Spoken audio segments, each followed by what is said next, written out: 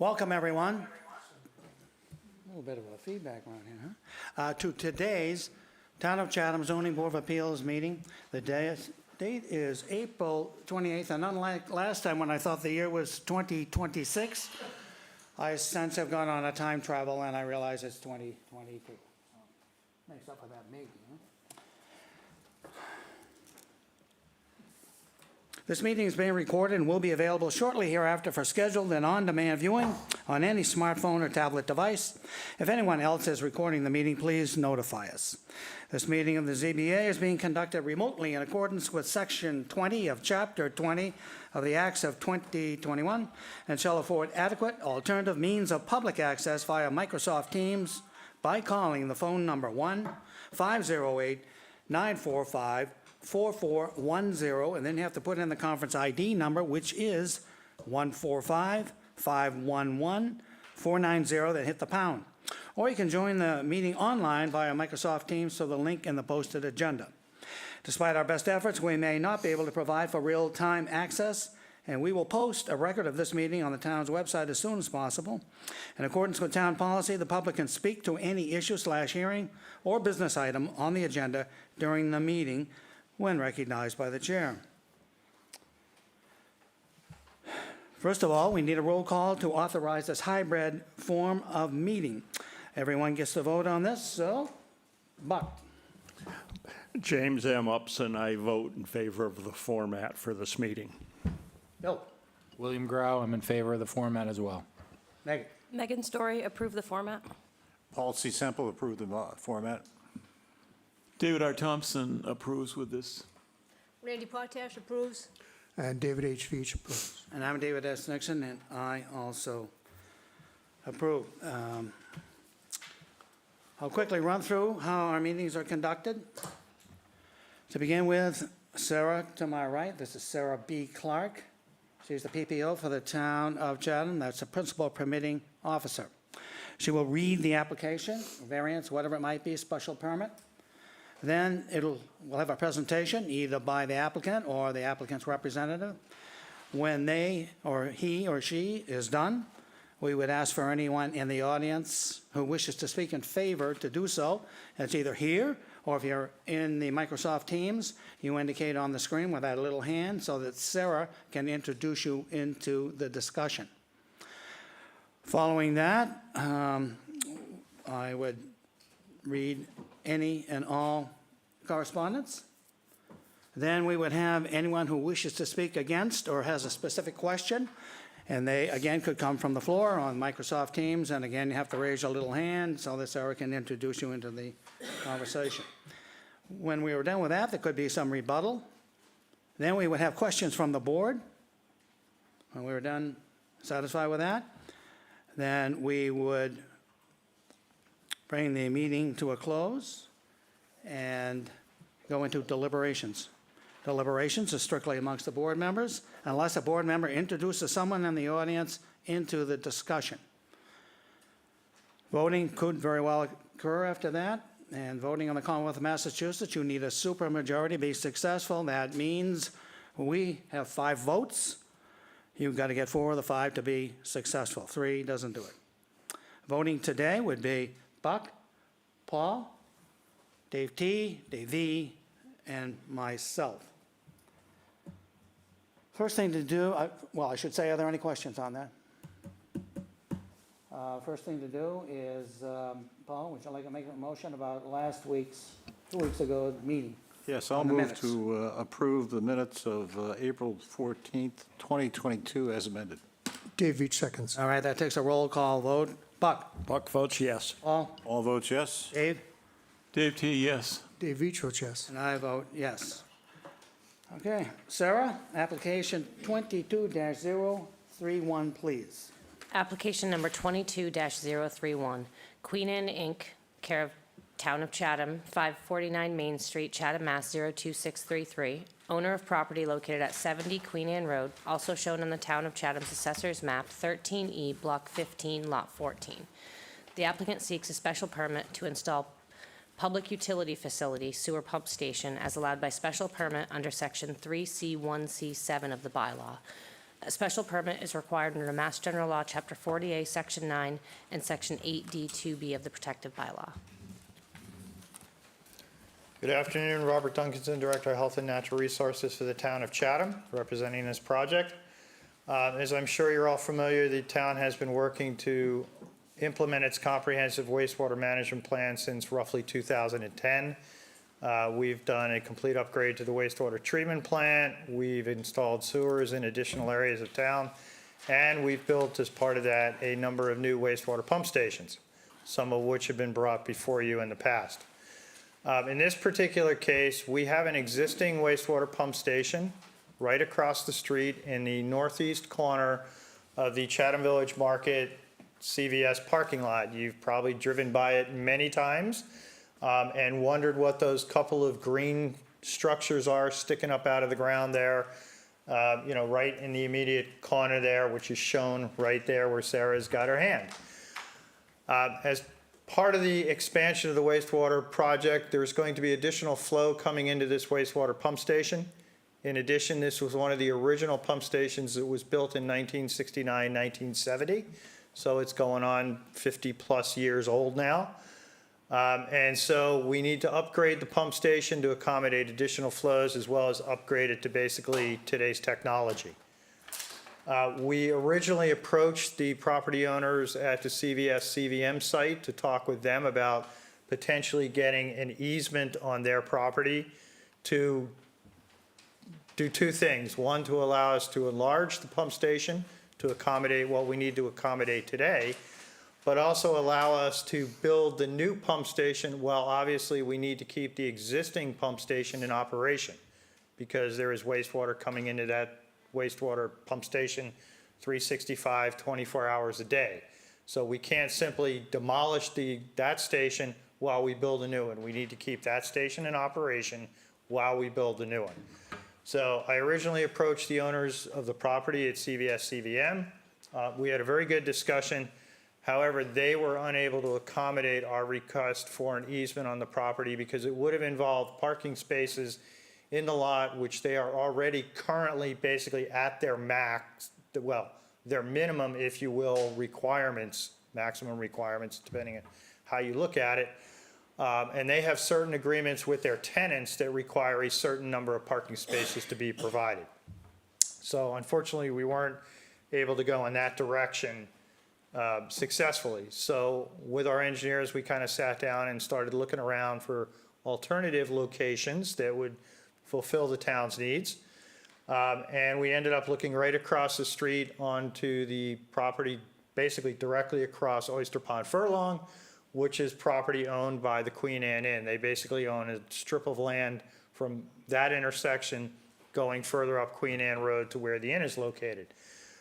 So I reached out to them. I had conversations with the current owners, and they are amenable to granting the town an easement to put the pump station on that location.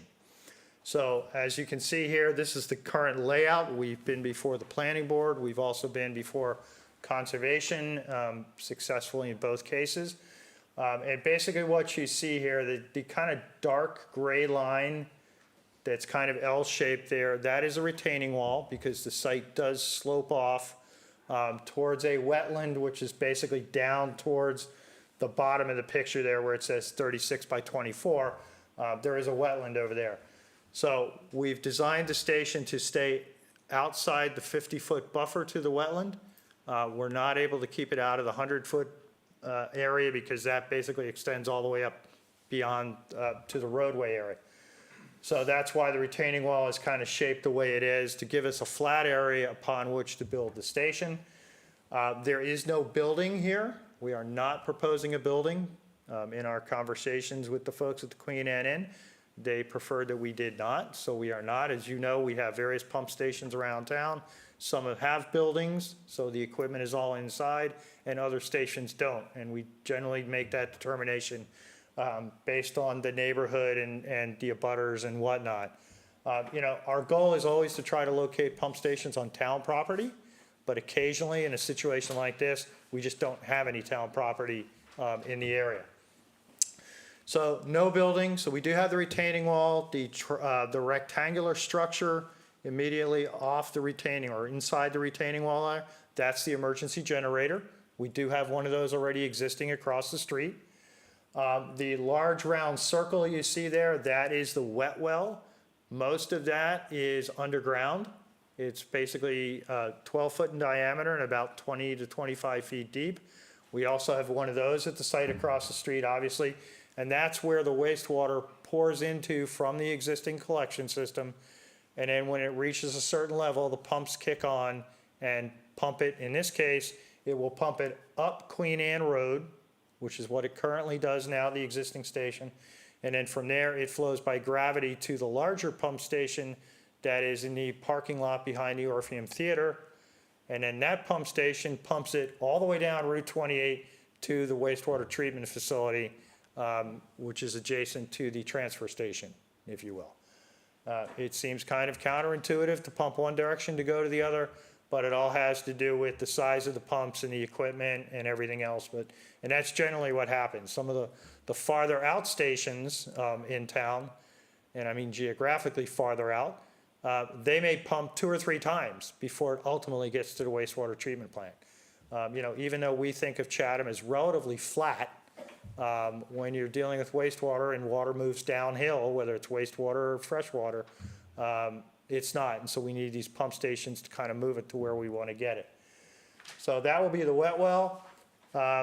Just upwards from the wet well, there is a little rectangle there with kind of a line in the middle. Those will be the controls.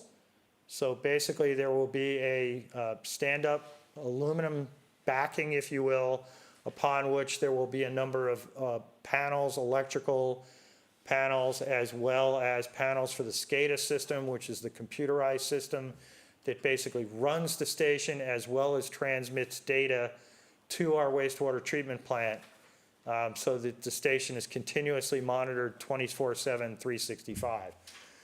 The larger area that you see there that looks like a bunch of small squares, those are paving blocks.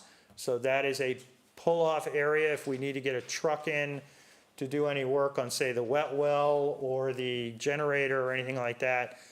They can fully pull off the road and get out of the travelway, given the fact that we are right there at the intersection.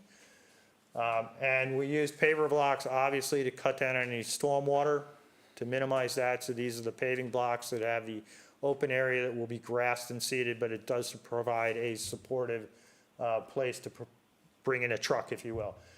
We also have some of those along Oyster Pond Furlong, and that is a pull-off area, because even though these pump stations are fully monitored 24/7 by a SCADA system, DEP regulations still require that somebody physically go there every day and just check everything out. We've been talking with DEP over the years about the fact that with these newer stations, that's not necessarily necessary, but DEP hasn't changed their regs yet to require a less onerous inspection, if you will. Pretty much all these stations nowadays, the technology's gotten to the point where you could basically, we can control it on our cell phones now, just like everything else in life. We've got landscaping around, as you can see. We've proposed various native plantings. We work with the conservation on these, as well as our landscape architect with the engineer. You will see there is a gap right about where the hand is, where Sarah's hand is right there. There is a gap in the plantings because there is an existing stormwater, 2 existing stormwater pipes that already come from the intersection of Oyster Pond and Queen Anne out there, and just about where the hand is, there is an existing concrete head wall where those pipes drain out. So we obviously didn't put any plantings right over the pipes in case we ever need to get in there to do any kind of maintenance.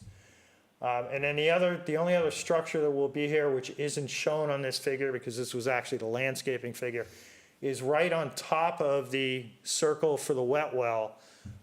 There will be, for want of a better term, a green doghouse, which is about 6 foot by 6 foot by 6 foot, made out of fiberglass, and the pumps and all are housed inside that structure.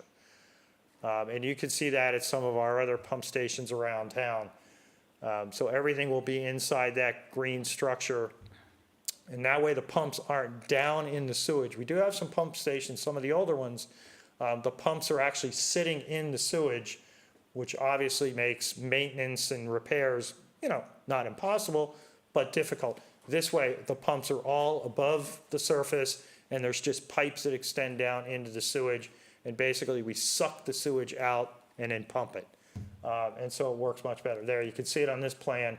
That green square box right there is the basically I call it the doghouse that houses the pumps. And then the other small square that's next to it, that's just a hatch that's in the top of the wet well. The wet well sticks up about 6 or 8 inches above grade, and then on top of that is that fiberglass doghouse. And then we have a couple of bollards around just to protect equipment in case, anything ever happens, they're plowing snow in or something like that. There will be a gate across right about that curved line that you see. That is the road layout line, so that is the end of the private property and the beginning of public property. And there will be a gate across there, which will basically just be like similar to the ones you see at conservation areas and all, a round tubular gate. It's not going to be anything fancy, just to keep people from parking in there, because we recognize that sometimes in the summertime, the parking lot at Chatham Village Market may be full, and we didn't want anybody to think they could just come over and park here. So we put that gate in there. And so with that, I think I'm finished and we'll be happy to answer any questions. Thank you. Is there anyone here on Microsoft Teams who would like to speak in support of this?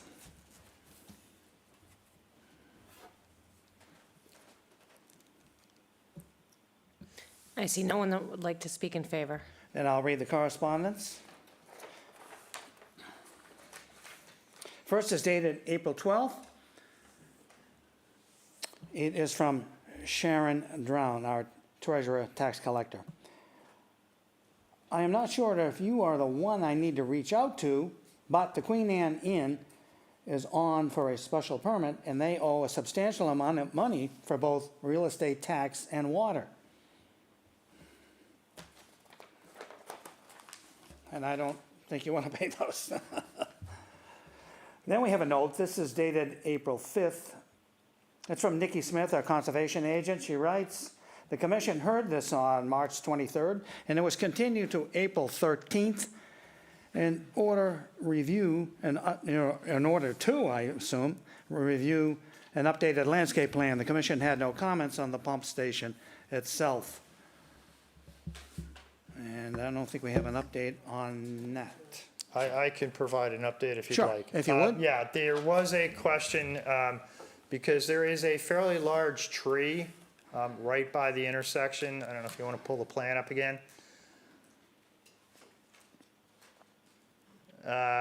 If you put your cursor right about where that, the bollard is there, yeah, right about in there, there's a fairly large tree.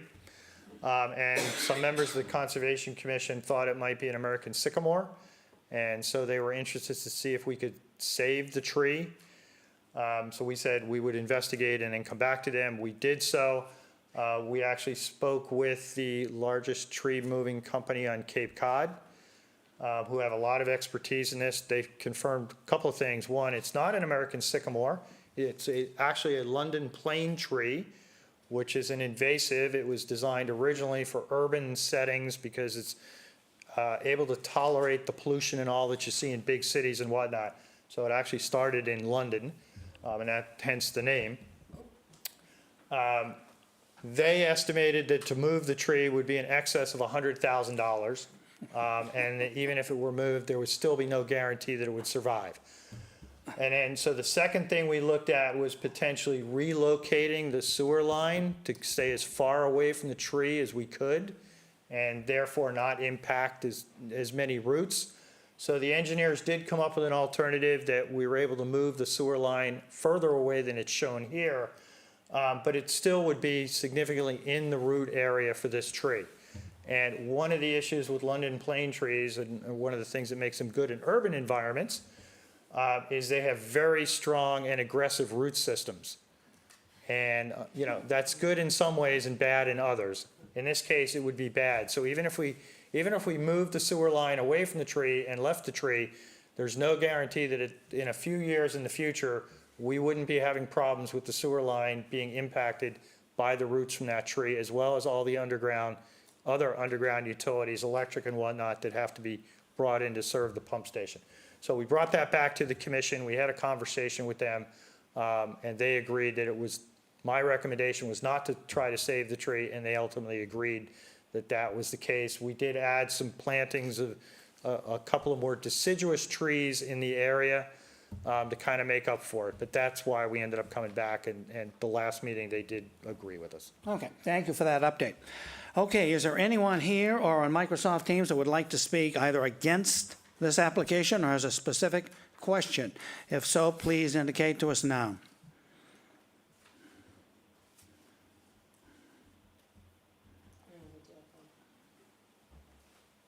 Mr. Wagner?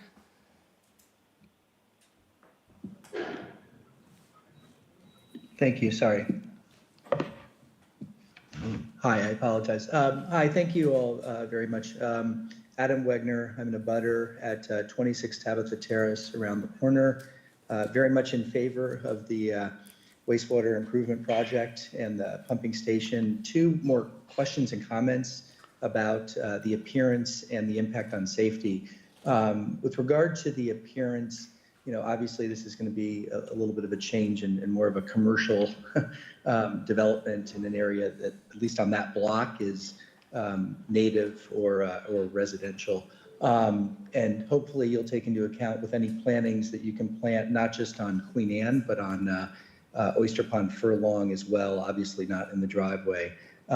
So that's just a request and observation. The bigger sort of comment in question is with regard to safety. There are a lot of people who live down Oyster Pond Furlong and on the roads adjacent to it up in Apsagamie and whatnot that walk along Oyster Pond Furlong and then traverse around the corner to Queen Anne. That has always been a challenging intersection, and just want to ensure that you're taking into account the ability for people, it looks like it, to be able to walk along that driveway and then go freely to the sidewalk on Queen Anne. I couldn't tell from the plans, but just curious if you could speak to that.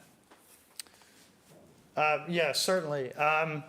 We're not proposing to extend the sidewalk along Oyster Pond Furlong, but there wouldn't be any reason why somebody couldn't walk along where the grass pavers are going to be.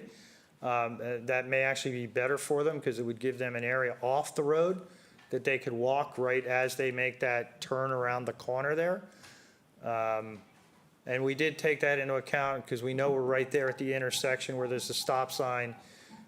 So we wanted to make sure that we maintained all the appropriate sight distances and all for people as they come up to the intersection to make sure that our plantings don't block, the sight lines or anything like that. So I don't see anything that would impede somebody from walking along those pavers. They will be outside the fence or the gate area, if you will. So it wouldn't be like, the gate's going to be in your way as you walk around that corner. Thank you. Any other questions or comments? Mr. Wagner? No, okay. Thank you. All right, thank you.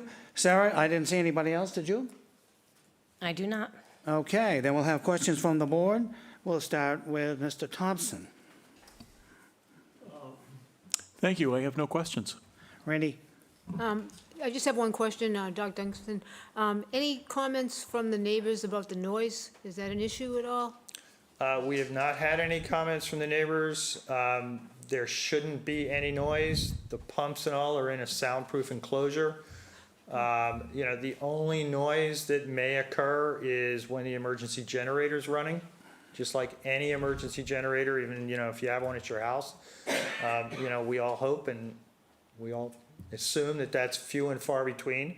The generators do run once a week just to test themselves, generally on Wednesday mornings about 10 o'clock. So, not at night or anything like that. But other than that, there really shouldn't be any noise from the station itself. Or any foul odors?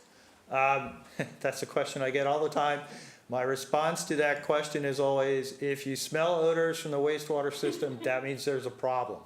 Okay. I've been working with our wastewater system here going on 30 years, and I've dealt with one odor complaint in 30 years. So, yeah, you shouldn't smell anything. The system is basically tight. So you shouldn't smell anything unless there's an issue.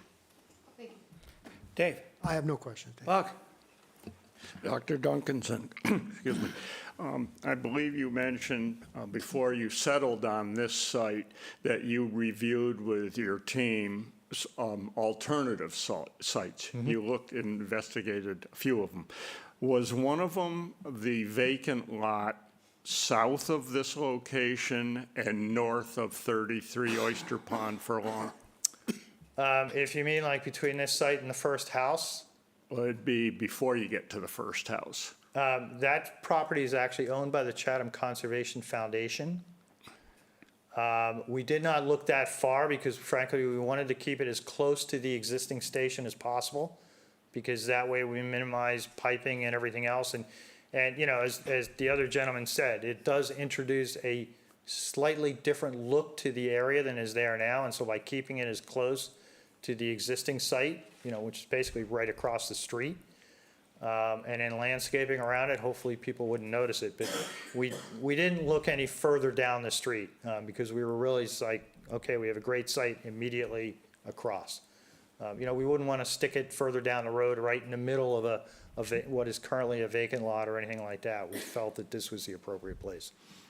It looks to me that the lot that I'm questioning about is the closest to where you're actually located it, so any of your other alternative sites might have been further away. Well, when I said alternative sites, I mean things like we looked across the street on the church property, keeping it all right there in that area. You know, we looked across the street at the church property. That has its own set of problems because Queen Anne Road, believe it or not, is full of underground utilities. So not having to try to, you know, right now we have sewer that goes across and goes to the existing pump station, and then trying to basically bring it right back across the street would have been a headache just because of all the existing utilities.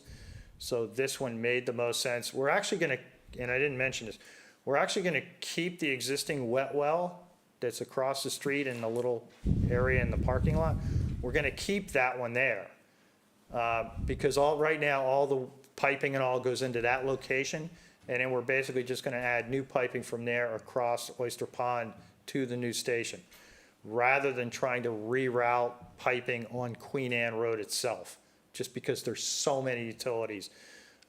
There's gravity sewer there's a couple of force mains, there's natural gas, there's water, there's like no room left.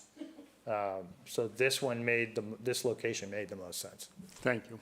Bill? Yeah, maybe, could you expand on for me a little bit? Is this a capacity issue of more flow coming into the existing pump station that is very old, obviously, but is it still, I guess a couple questions, is that still functioning well? Yes. It is, and so is it related to additional capacity or additional flow that's coming into the system that you need to construct this new pump station? Yeah, that's part of it. One, as I said, the existing pump station's 50 years old. It needs to be upgraded. And then two, as we expand the sewer system further, not tomorrow, but as we expand the sewer system further, there will be more flow coming into this station. So it will need more capacity. And that 50-year-old plus pump station that exists in the parking lot, that's going to remain as part of the system?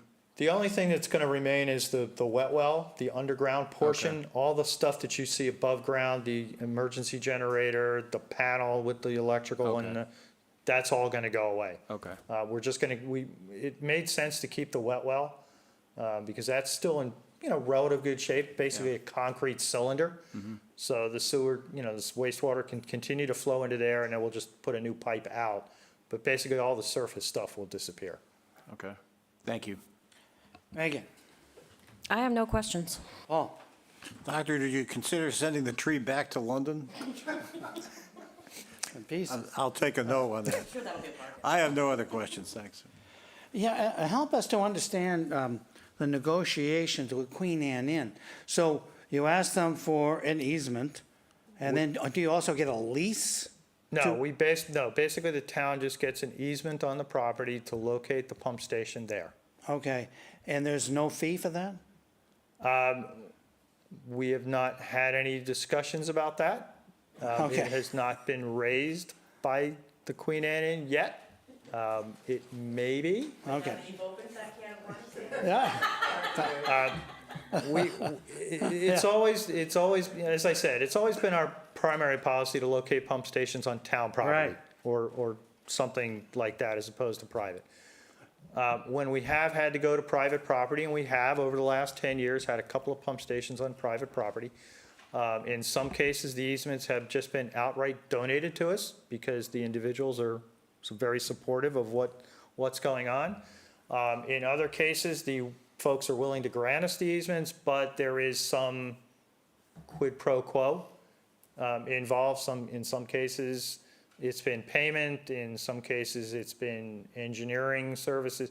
So it depends on what their particular need or interest may be. The Queen Anne Inn so far has indicated they are willing to grant the town the easement because they fully support the wastewater program and what its goals are trying to achieve for the town, so. Okay, thank you. Last question. That lot, over the years to me, has been a swamp. You know, it's very wet and unbuildable. Does this impact that situation at all? I would say no, because as we indicated on the plan, there is already some existing stormwater drain pipes that discharge to that low area.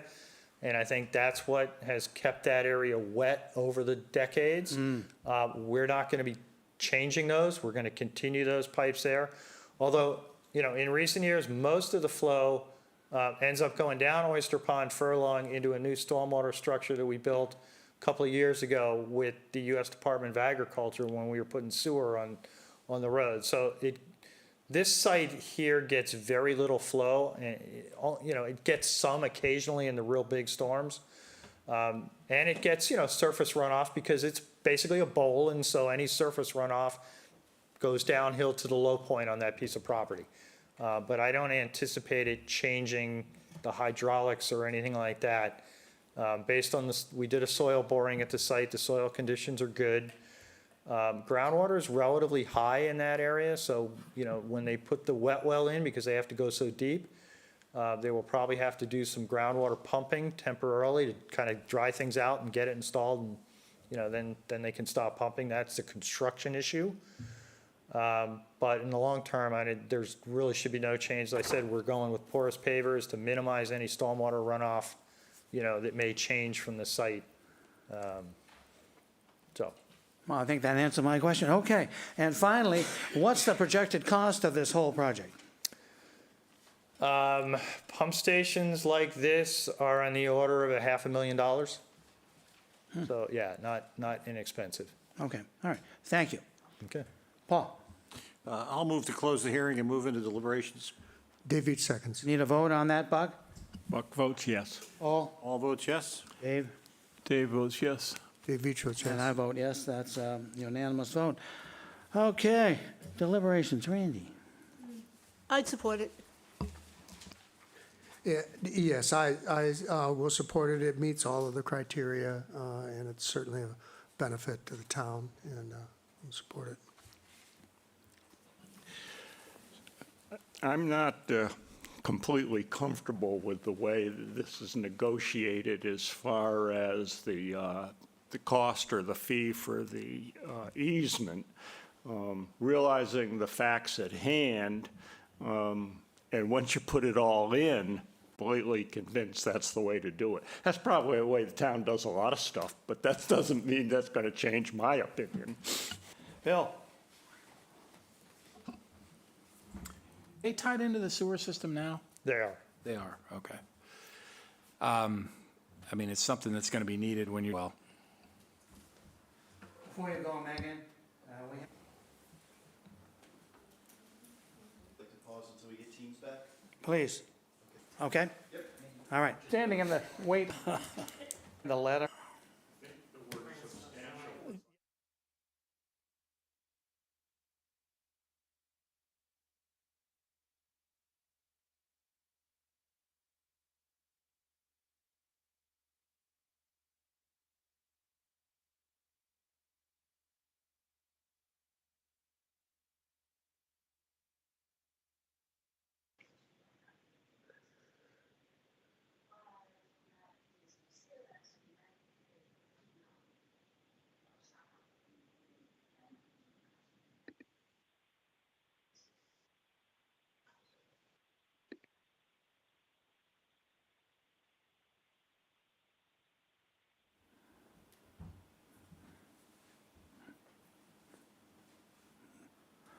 Is that like 1 minute or all systems go?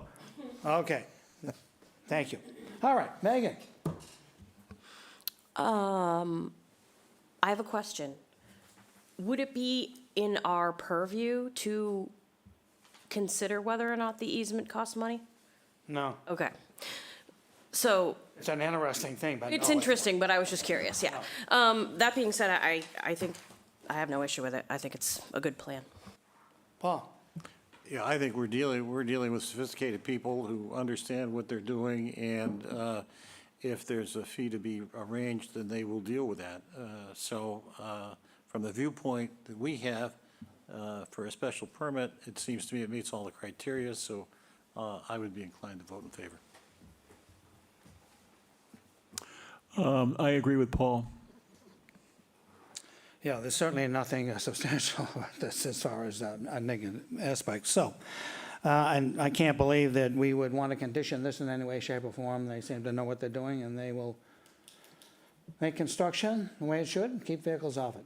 So, On that basis, I'll move to approve the application as submitted. And Dave Veach seconds. all right, we take a roll call vote. Buck? I approve. Paul? All vote yes. Dave Thompson, yes. Dave V. votes yes. And I vote yes. That's a unanimous vote. Thank you very much. Thank you. I do have one related question that I'm asking on behalf of the Queen Anne Inn. They were interested to know if, by granting an easement, does that have any impact on a prior application that this board had approved a couple of years ago for development on the property? No, because I'll tell you why. That particular lot that we're talking about had nothing to do with what we granted. Okay, thank you. So, no.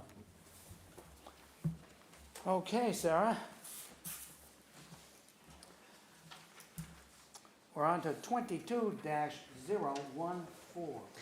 Application number 22-014, Hope Trust, care of William G. Litchfield Esquire, 330 Orleans Road, North Chatham, Mass. 02650. Owner of property located at 19 Stoughton Lane, also shown on the Town of Chatham's Assessor's Map, 6C, Block 55, Lot J15. The applicant seeks to enlarge, extend, or change a nonconforming dwelling on a nonconforming lot via the demolition of the existing dwelling and deck and the construction of a new dwelling and deck on the same footprint. The existing dwelling is nonconforming and that it is located 16.3 feet from the road, 6.8 feet from the easterly abutter, and entirely within the Coastal Conservancy District, floodplain elevation 11. The proposed dwelling will remain nonconforming, being located 16.3 feet from the road where a 25-foot setback is required, 6.8 feet from the easterly abutter where a 15-foot setback is required, and entirely within the Coastal Conservancy District where a 50-foot setback is required. The building coverage will remain 724 square feet, 58.5%, where 15% is the maximum allowed. The lot is nonconforming in that it contains 1,238 square feet of buildable upland and 662 square feet of land area, where 20,000 square feet is required in the R20 zoning district. A special permit is required under Mass General Law, Chapter 40A, Section 6, and Section 5B of the Protective Bylaw. This was continued from March 10th, 2022. Mr. Litchfield. Good afternoon, Mr. Chairman, members of the board. Bill Litchfield here on behalf of Joyce Jenkins, who was trustee of Hope Trust. As Sarah indicated, and as you know from the site plans and having been out there, this is a fairly straightforward appeal. The lot and the house are non-conforming in a number of ways. Mrs. Jenkins, who actually owns a larger house across the street at 20 Stoughton, would like to put a partial second story on this house as part of her own downsizing. There is, of course, sometimes resistance to people buying property and making changes. She's owned this house since 1957. So I think it's perhaps not one of those cases, and she would like to make some changes. So I'll go into the criteria as to adequacy of site, including building coverage and setbacks. The site is certainly adequate for the existing home built before we had a zoning bylaw, notwithstanding the multiple nonconformities, and I think the site is adequate for reconstruction of the house on the existing footprint. There will be absolutely no lateral expansion. That's the existing house there. As to compatibility of size, all of the lots and most of the houses in the neighborhood were created before zoning. Currently, we have the second smallest footprint with 724 square feet. If you approve it, On the third sheet of the handout, there is a comparison. It will remain compatible with unchanged coverage and gross floor area and living area, still less than most of the other abutters. As to the extent of increase in nonconformities, Sarah read the list of nonconformities. The extent of increase is simple, none. There will be no increase whatsoever in nonconformity. As to suitability of the site again has been developed for 65, 70 years. The prior continuance was, as Sarah indicated, a result of conservation needing to review the matter. They have, and Sarah has confirmed that conservation review has been completed and the order of conditions has in fact been written. As to scale, sighting, mass, views, and vistas, what is there now is post-war construction typical of the neighborhood, largely built as summer cottages. Obviously, Mrs. Jenkins, because it's going, we hope, be torn down and replaced, has not repainted it, as you saw from going out there. But I think that the replacement structure is of a simple design with a scale and mass consistent with the surroundings as shown there. There's no impact on views and vistas. The residential use remains compatible, no change there. There's no change in the number of bedrooms. The health agent has no concerns in that regard. So the other criteria are not applicable. What is applicable is the overall issue, whether the proposed change with the new structure will be substantially more detrimental. It's to be rebuilt on the current footprint with the addition of a partial second story with about 600 square feet, 640 square feet of additional living space. I think that you can find it is not substantially more detrimental. The house will remain modest in keeping with its surroundings. It's compatible as to gross floor area and living area. The coverage and setbacks are unchanged. As I indicated, the project will allow Joyce Jenkins to stay in a neighborhood where she spent many, many decades. I can remember as a kid going down, only when I had to stay after school. David may remember this as well. Went down Ridgevale Road. There was only one other year-round home in the entire neighborhood, the Arnone family and the Jenkins family. That was it. She wants to stay in the neighborhood, and this will help her to do so.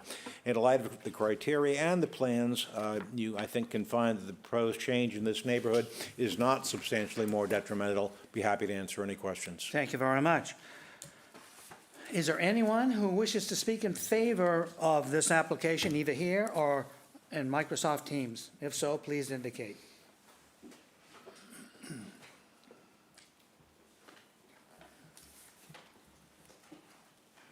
There is no one that wishes to speak in favor. Okay, I'll read the correspondence. First, this is from Nicole Smith. She's our conservation agent. She writes on April 28th, 19 Stoughton was approved and the order of conditions was issued April 11th. And then we have a note from Judith Giorgio, Board of Health, our health agent. She writes on 3/7, I have reviewed the plan to demo and rebuild the existing 3-bedroom dwelling.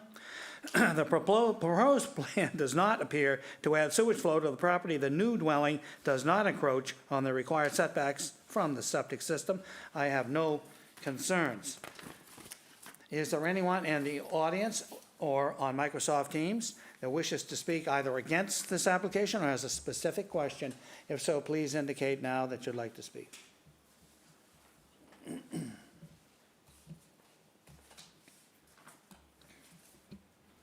There's no one that wishes to speak in opposition or has a specific question. Okay, questions from the board? Dave? I have no questions. Buck? Buck has no questions. Bill? No questions. Megan? No questions. Paul? No questions. Oh, no questions. Randy? No questions. And I have no questions. Okay, Paul? I'll move to close the hearing and move into deliberations. Dave Veach seconds. Needs a vote? Buck approves. All votes yes? Dave votes yes. JV votes yes. Okay, and I vote yes. All right, deliberations, Buck? Looks good to me. Bill? Certainly not substantially more detrimental. I would approve of it voting. Megan? I love it. Clearly an improvement to the neighborhood as it stands now. I think it's a great improvement. Definitely vote yes on this. It meets all the criteria, and I want to, again, as I've said before, thank you for providing the criteria the way you do. And I agree with all the previous. Okay. I guess in terms of conditions, what are your thoughts, Bill, as to what they want to do If here? you, I don't know of the timing of construction, but I know she would like to get this done as soon as she can. However, if you look at the third page, property across the street with 35,000 square feet, 3, 4, 5 times the size of some of the lots in this neighborhood, she owns that property. So any construction vehicles can presumably be parked there. So I think we would prefer not to have a seasonal restriction. All right, well, I'll move to approve the application as submitted with the condition that all construction activity and vehicles be contained on-site or at a neighboring property with the permission of the property owner. Dave Veach seconds. I vote yes. I'll vote yes. Dave Thompson, yes. I vote yes. And I vote yes, that's a unanimous vote. Thank you, Thank you Mr. very Litchfield. much.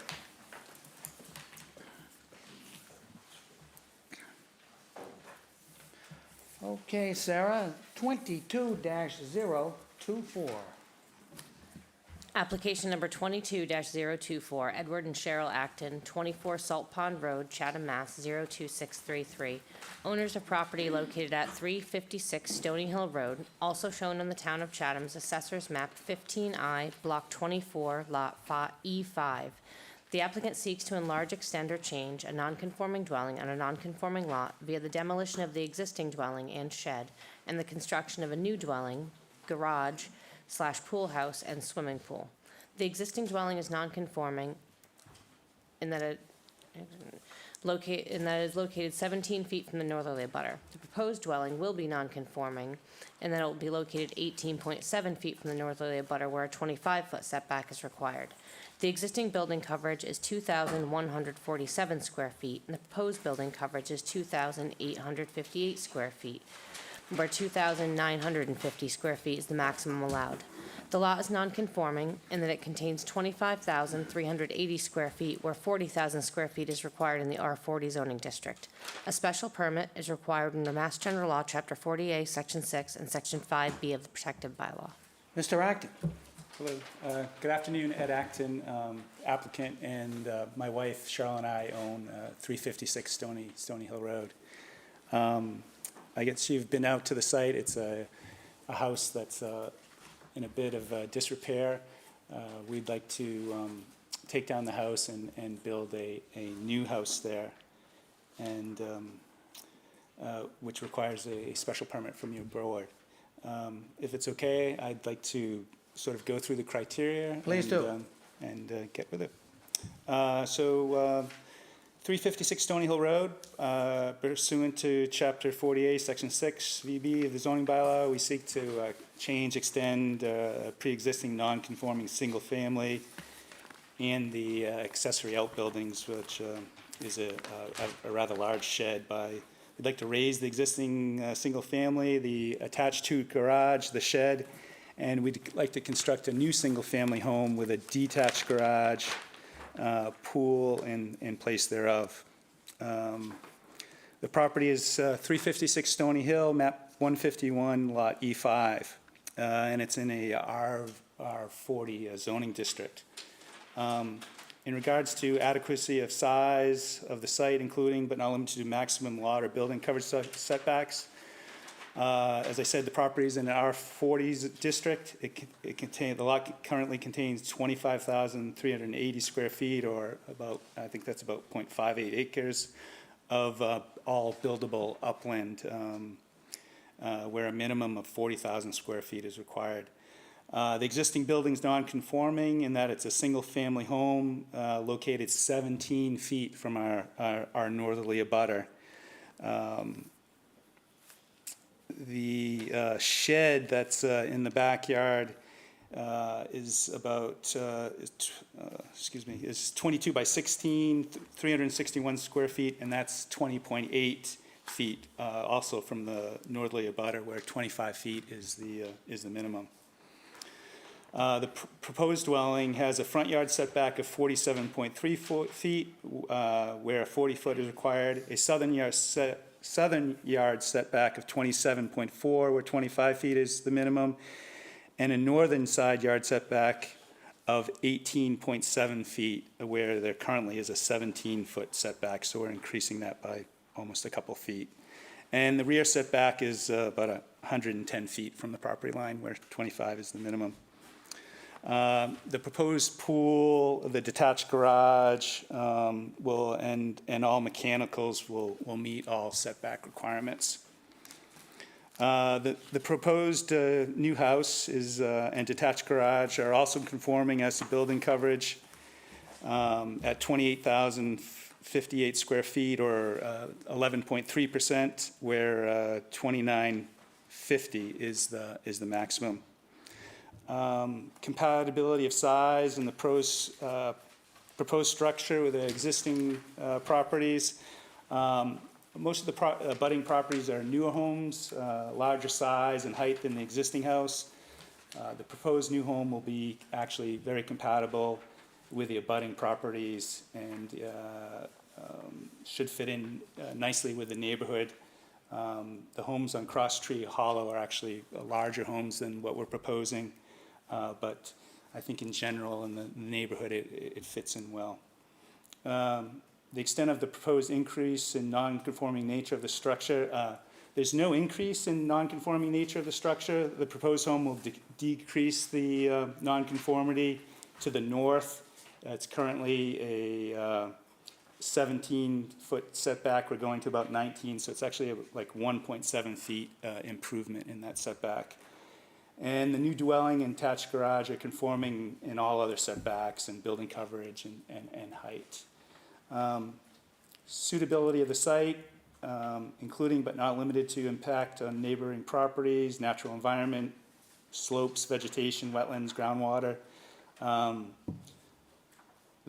The proposed house will have no negative impacts on the neighboring properties or in the natural environment. The property is generally flat. There's no conservation issues at all with the property. And the property actually sits down a little bit from the neighbors, so there won't be any runoff issues or anything like that unless water would go uphill.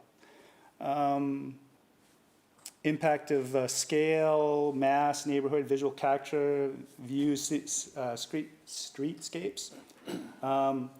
Again, don't think there's any negative impact on views, vistas, streetscapes on the neighborhood. Maybe a little bit of improvement. We're going to move the electric wires and the cable wires underground from overhead. I'll take what I get. Compatibility of proposed use with the neighboring uses. It's residential, single family, so same usage. Adequacy method of sewage disposal, source of water. We're going to put in a new Title V septic system for the project, and it will be adequate for the proposed use. Impact traffic flow, safety. Again, no adverse impacts on the traffic flow. I think we'll be making actually improvements in that area. If you've been out to the property, the current paved driveway is just, you have to back out of the driveway onto Stony Hill. We're actually going to create a turnaround and actually a semicircle in the front yard, so you won't have to back onto Stony Hill any longer. Living at the house, it's a pain sort of to back out there, so we're gonna improve that.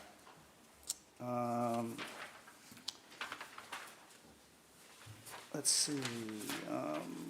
Impact traffic to also during construction, we believe there'll be ample parking on site. We're going to create a turnaround, and also the lot is quite deep, and the house is over 40 feet back from the yard, so we should have lots of room for construction vehicles to pull off the road and actually turn and go off the road correctly. Noise and litter. Again, the proposal should have no adverse effect on the neighborhood of noise and litter. During construction, I'll have a small dump trailer on the site, and just construction debris will go in that. No like household waste or anything to that effect. And then typically we have a cover. It gets covered at night in case the wind picks up or anything like that, so we don't litter in the neighborhood. Adequacy of utilities and public services. The property has town water. There's gas in the street. It currently has oil, but this property will be converted over to natural gas and town water. And as far as formula business, that's not really applicable. Floodplain, not applicable. I did speak to all of the abutters, the neighbors, and they all seem in favor of the new house. They're all summer residents, so I don't know them that well, so I didn't really feel comfortable to ask them to send letters into you, but I did meet with them. I did send notices out to all of the abutters, and I think everyone is okay unless someone snuck in there. All right. Thank you very much. Thank you. Is there anyone in the audience or on Microsoft Teams that would like to speak in favor of this application? If so, please indicate now so that we can ask you to speak.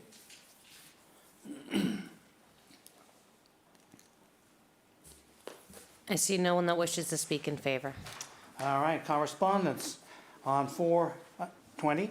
Judith Giorgio, the health agent for the town, wrote, on March 21st, the Board of Health approved with variances the proposed plan to demolish the existing dwelling and reconstruct a 4-bedroom dwelling at this property. The approval is conditioned on the use of an IA nitrogen reducing septic system. The property is required to be deed restricted to 4 bedrooms and have an operation and maintenance contract for the operation of the septic system. And this is a note from Michelle Clark, dated April 20th. The applicant was before the Historical Commission on September 7th, 2021, requesting a full demolition of the existing structure. The Historical Commission members determined that the structure is not historically significant and therefore did not impose a demolition delay on the requested demolition. That's the extent of the correspondence. Is there anyone in the audience who would like to speak either against or has a specific question? The lady there, please go to the mic. Yes. No, that would be the ones up there where Mr. Acton is.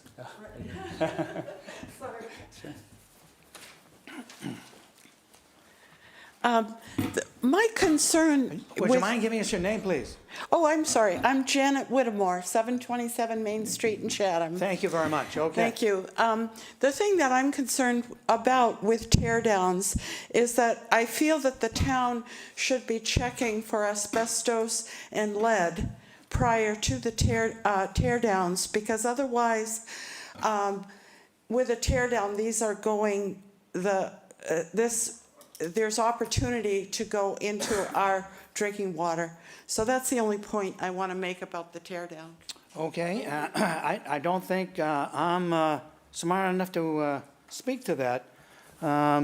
Does anyone have any idea about that, Sarah? I can. Oh, Mr. Acton, yes. Well, I don't. Jay was here earlier. Yes. But, so as part of my building permit, I have to file with the town where all of the debris is going, and it has to go to a certified site for building debris material. In this case, it will. Most everyone goes to S&J over on Great Western Road in Harwich, and that's where the building materials would go from this site. So in your case, there's obviously lead paint somewhere around, but is there any asbestos in the house? Not that I'm aware of, no. No, I wouldn't think, the house is just barely 75 years old. Okay. So there may be lead paint, but again, it goes to a certified disposal site where they actually segregate it. And then from there, I think it actually goes to, I believe, Okay. New Hampshire. And that's part of the permitting process? Yeah. Okay, thank you. Yes, Buck? So Ed, in other parts of the state, Yeah. and I guess we're operating under state building, I've seen fire hoses and high-pressure pumps, we'll say, watering down the dust and when the excavator is actually doing the, is that not required in Chatham? It is not required in Chatham. I don't know of it being required anywhere on the Cape. Okay. Sarah, can you speak to that? I cannot. Okay, well, I tried. Okay, so, was there anyone else who had a question? Okay, bye.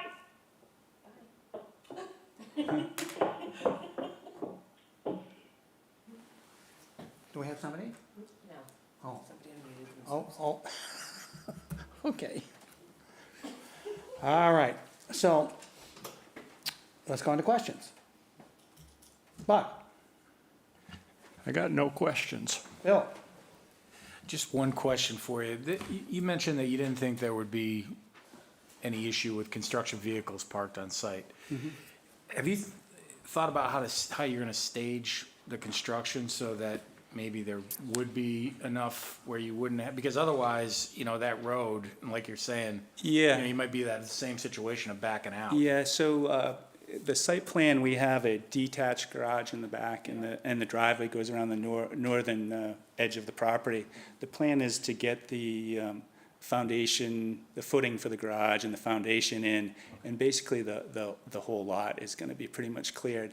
There's a big oak tree in the front of the house, which is in really bad shape. I'd love to save it, but it's all rotted and falling apart. So there really is no trees or anything to prevent us from parking all over the property. So we'll put in the foundations, and the septic is not an HD septic. It's not heavy duty. You're not supposed to be parking on it. So that'll be the last thing we'll put in the job, so we can use that area for parking as well. Well, that certainly all makes sense. Yeah. Okay, that's all I had. Thanks. Megan? I have no questions. Paul? You're going fairly far back on your lot. Yes. And it seemed to me as if that was getting fairly close to the neighbor at 25 Cross Tree Hollow. Yeah. That's sort of right behind you. Did you get any feedback from them at I all? did. The actual structure is over 30 feet from, that garage is actually 30 feet from the lot line. And there's also a utility pad on that, which is just over 25 feet, so it all meets the setbacks. And he actually put in a pool house and a pool on that site this winter. And his pool house is actually right at the 25 feet. And then he's put a bunch of, I think they're Leland cypress, but large screening along that property line. And there was some existing Leland cypress, and he's basically continued it across. So it's all pretty well buffered. Okay. I have no further questions. But he did reach out to me, and I did send him the plans, and he actually did send me an email back. Looks good. Okay, thank you. Dave Thompson, no questions. Randy? Hi, I just have one question. Have you ever had that question before that this woman presented tonight? Are we surprised? Or? I haven't, and I've well, I don't know if I should admit this, but I have torn down a few houses. I know you have, yeah. But that was the first time. And, typically with an older home. No, it's, me too. Oh, please, you can, excuse me. Oh. If you want to speak, I'm you got to go back to the mic. Oh, he was making me, so, sorry. Don't speak to your phone. All the time. Sorry. Asbestos was most commonly used in housing between 1900 and 1980. Popcorn ceilings, it was in the stuff they put in the walls, to keep things warm. It was used in all kinds of products, flooring, countertops, and everything. So if the town is not testing before that, we're at risk for these contaminants to go into our aquifer. Thank you. Thank you. Thank you. I just, wanted to acknowledge she took the time to come. And, Oh, sure, Yeah, sure. thanks a lot. Yeah, I can't remember, Randy, that question coming up either. Dave? Yeah, I thought, I was a little confused, Ed, because I thought you said something about a semicircular drive in the front of the house. Yeah, The that'll be plan in the- doesn't show it. Yeah, that'll be in the landscape plan. It doesn't show it Is on the site plan. Okay. But, I know, because I wondered, because you said this septic stuff wasn't HD, so I didn't know how, but you do, because I thought, when I was there, and I looked, and I said, the driveway and the garage in the back, I envisioned myself on a return from the grocery store in winter, and not wanting to drive, well, first of all, I'd probably stop and unload, and then not wanting to drive all the way to the back, it'd be nice to have an alternative. yeah, I think the abutter to the north has a little semicircle Yeah, also. yeah. The reason is the lots, if you notice, the lots are not parallel to the street. Right. The lots are at an angle. Yeah, I could actually, and I would have preferred to have an attached garage to the house. yeah, But because of the angle of the lot, you have to turn the house to go straight to the street. So you lose all your setbacks. So it's Yeah, a little weird. But The garage does have a turnaround back there, and there also will be a semicircle Yeah. out front. I noticed that. And you've got a great crop of knotweed out there. How do you Yeah. think you, Yeah. that's gonna be a challenge. Yeah, that's gonna be excavated and removed, because there is quite a bit of it out there. Yeah, yeah. That's all. Okay, all right. Mr. My Chair. only question is, when do you hope to start this project? Well, my daughter is getting married August 12th, That would be a bad day then. and. Not for you or your daughter, but to start construction. Her husband is in the military, and there's going to be a bunch of military people staying in the house for the wedding. So if the Navy SEALs don't tear it down themselves, then it'll be some point after that. Probably, I'm imagining in the fall, I guess. Okay. Yeah, I read about a house party yesterday someplace, so there was only 500 people there. Cops broke it up. Buck? Ed, I did have a question. The ridge height computed off the average grade point seems to be pretty close to 30. It is, yeah. So we're probably going to adjust the pitch of the roof a little bit to get it under there, but the building department's going to require me to certify that height, so I will. On an as-built. Yeah, on an as-built, so we'll make sure we're below that. Because if it's above it, you'll have to come for a variance. I think I'd have to come for, yes, a variance. A variance. Yes, a variance, yes. I won't support your application, so I'd suggest you use a minus tolerance. Are you the builder? Yes, I'm the builder, and actually, Miguel here will be the framer, so you heard that, right, Miguel? No pressure. Okay. I'll move to close the hearing and move into deliberations. Dave, each seconds. Buck votes yes. All votes yes. Dave Thompson, yes. Dave Veach votes yes. Okay, and I vote yes. Deliberations. Bill? Yeah, if I were voting, I would support it. I think it looks like an improvement, and it's not substantially more detrimental. Megan? In this case, I would support it as well. I think it fits in with what's in that neighborhood. Paul? I agree with those comments. I think it's highly likely that you'll run into asbestos because of insulation and so forth on pipes. But there are state laws to deal with that, so we should be in good shape. So I think it's substantially not detrimental to the neighborhood. It's an improvement, so I will vote yes. I agree with everyone else. It's a beautiful plan, and it is going to fit in there very, very nicely. Randy? If I were voting, I'd support it, and I thank you for your materials. They make it easy. Dave? It meets all the criteria, and I agree with all previous support, yes. Definitely an improvement to the neighborhood. Okay. I'll move to approve the application as submitted with the condition that all construction activity and vehicles be contained on site or at a neighboring property with the permission of the property owner. Dave Veach seconds. Roll call vote? Buck votes yes. All votes yes. Dave Thompson votes yes. Dave Veach votes yes. And I vote yes. That's a unanimous vote. Thank you very much, Mr. Acton. Thank you.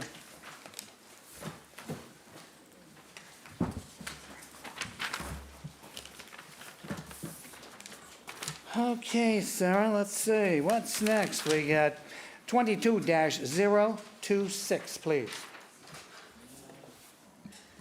Application number 22-026, Marian Mohammed Hakui, care of George Riley, 63 Brook Trail Road, Brewster, Mass. 02631. Owners of property located at 62 Deepwater Lane, also shown on the Town of Chatham's Assessor's Map 4D, Block 43, Lot 19A.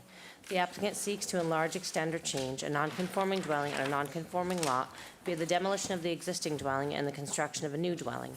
The existing dwelling is nonconforming in that it is located 13.1 feet from the northerly abutter and 12.7 feet from the easterly abutter.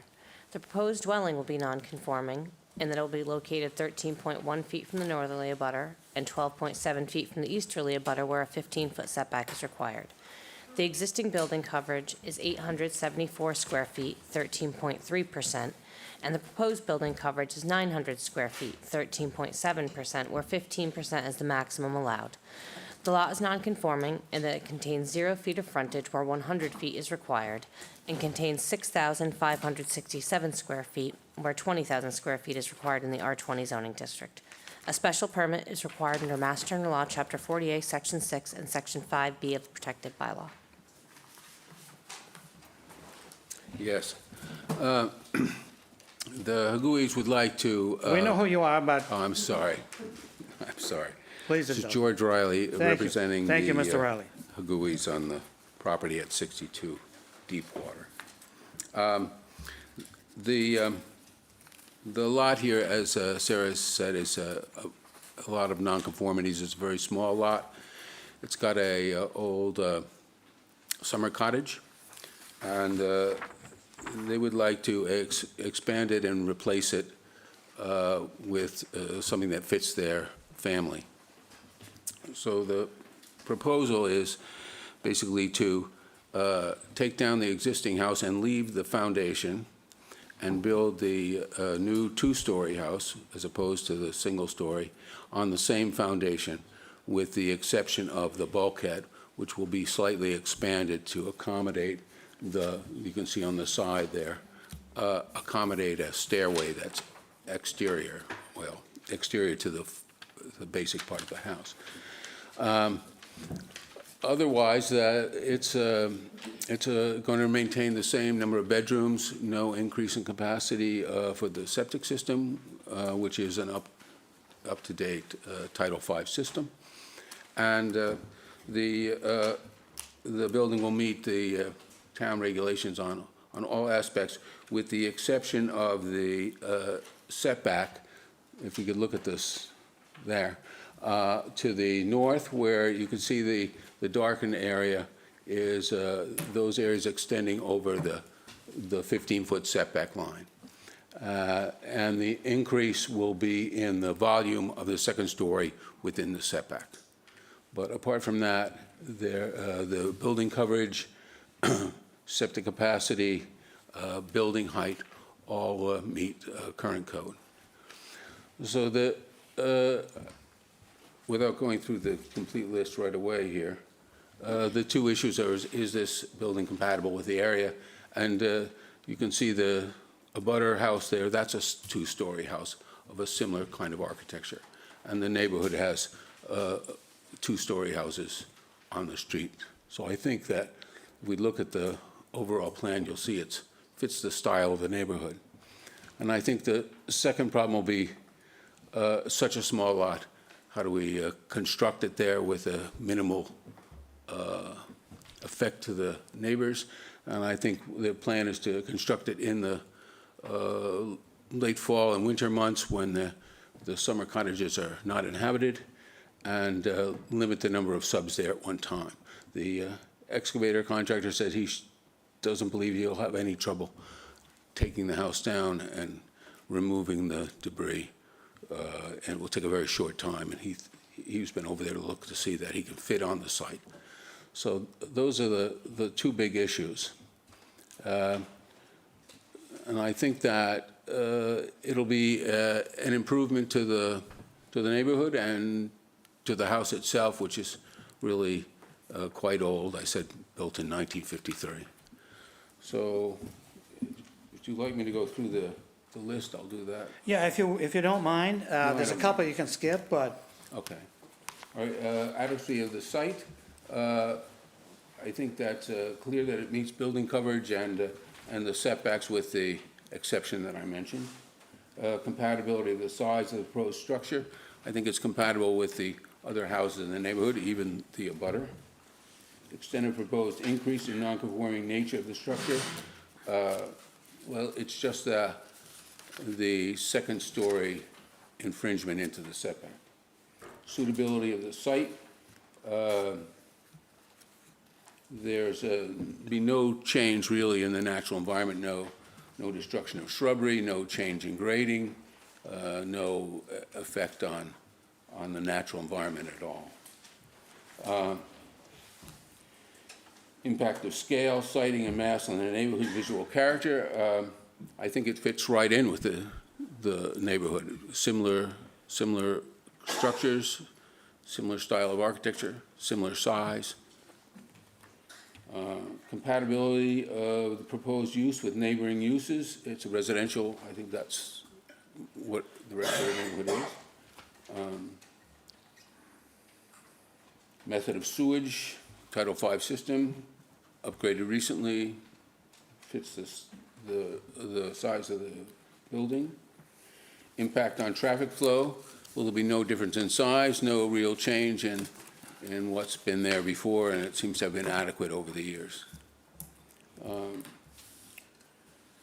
The visual impact on the neighborhood and neighboring uses of any formula business, there's no business, and it's not in a floodplain, so I think that's it. All right, Okay, okay. thank you. Yeah.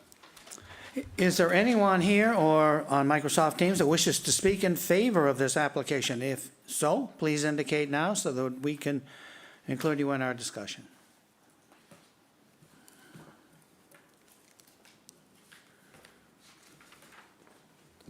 There's no one that wishes to speak in favor. Okay, our correspondence. We have a memo from Judith Giorgio, the health agent for the town. She writes on 4/20, I have no concerns regarding this application. The dwelling is approved for 2 bedrooms. And that's the extent of that. Is there anyone here or on Microsoft Teams that wishes to speak either against this application or has a specific question? If so, please indicate now that you'd like to speak.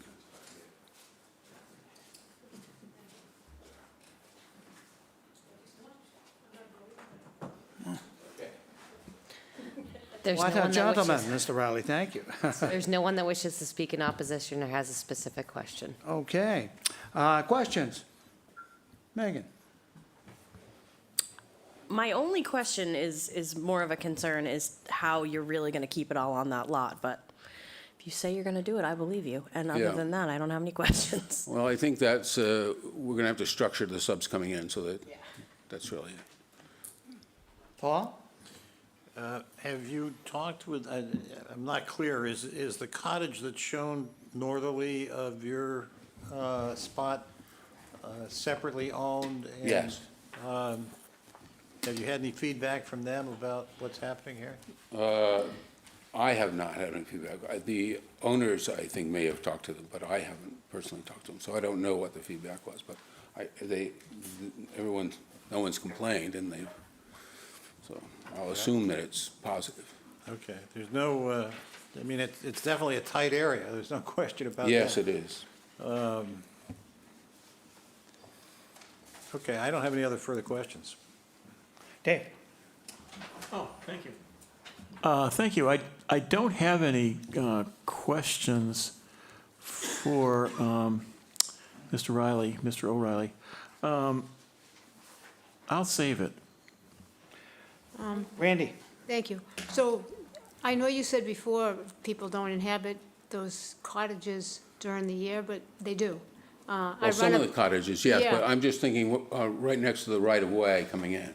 Yeah, but that's such a narrow, as everybody said, Yeah. and there are people that live, I run up there all the time because it's kind okay. of nice. You know, it's a dirt road. And I think that good conversations with those year-round people are going to be important to have. Yes, I agree with you. I have no questions, Steve. Bob? No questions. Bill? Yeah, I think it was covered with Randy and what Paul said. I mean, I would definitely have a concern, not only with the right-of-way, but coming in Yeah, is very narrow. yeah. So, that's all. All right, I'll move to close the hearing and move into deliberations. Dave Beach seconds. Need a vote, Buck? Buck votes yes. All votes yes? Dave? Dave T., yes. Dave? David Beach votes yes. Okay, I vote yes. Deliberations. Paul? Well, obviously, we're going to impose some conditions on this, and I hope that they can, in fact, comply with the conditions. It seems as if that's going to be difficult, but Mr. Riley has some experience, so I'm hoping that that will allow us to impose conditions that will be complied with. Dave?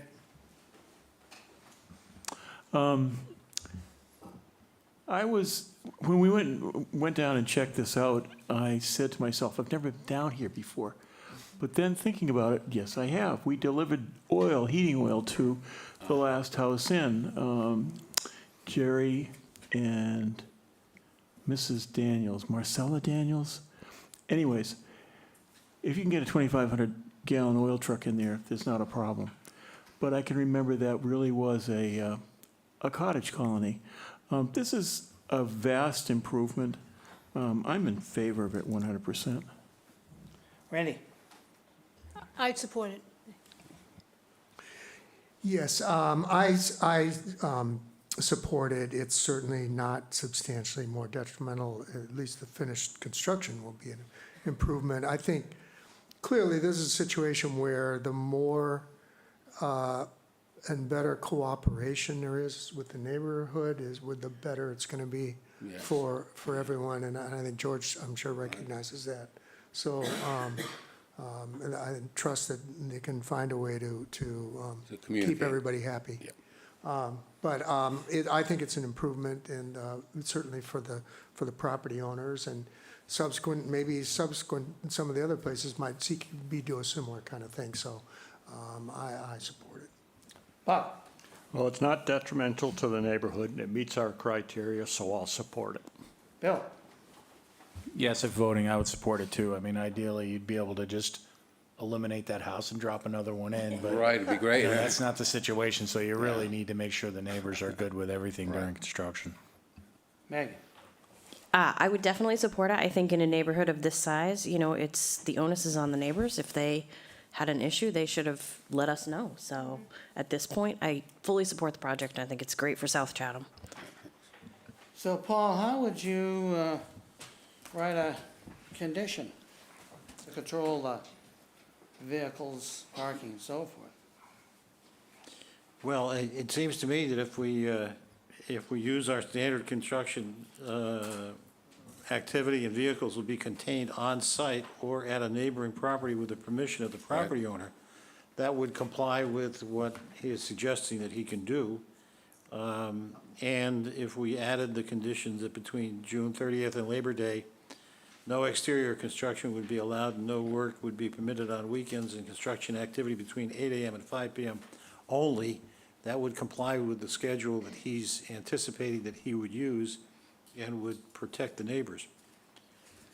I don't think there's any need to put a condition on about avoiding Randy when she's running down the road there. I think that's probably taken for granted. So, Mr. Riley, is that condition okay with you? Yes, I think that's excellent. Okay. So I'll move approval on the basis of those conditions. And Dave Veach seconds. Okay, we need a roll call vote. Bud? Buck votes yes. Paul? All votes yes. Dave? Dave Thompson votes yes. Dave Veach votes yes. I vote yes. That's a unanimous vote. Thank you very much, Mr. Riley. Thank you very much.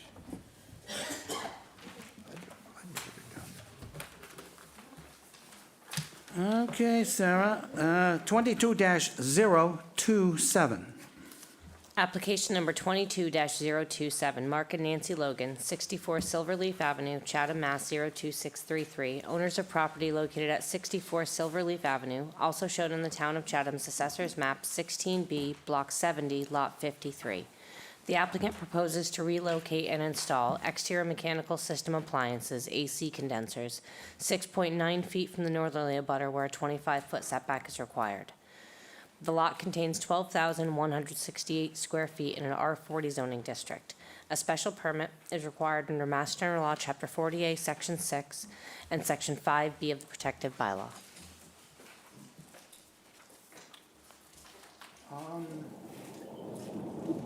Yes, hi, this is Mark Logan there. Am I coming through okay?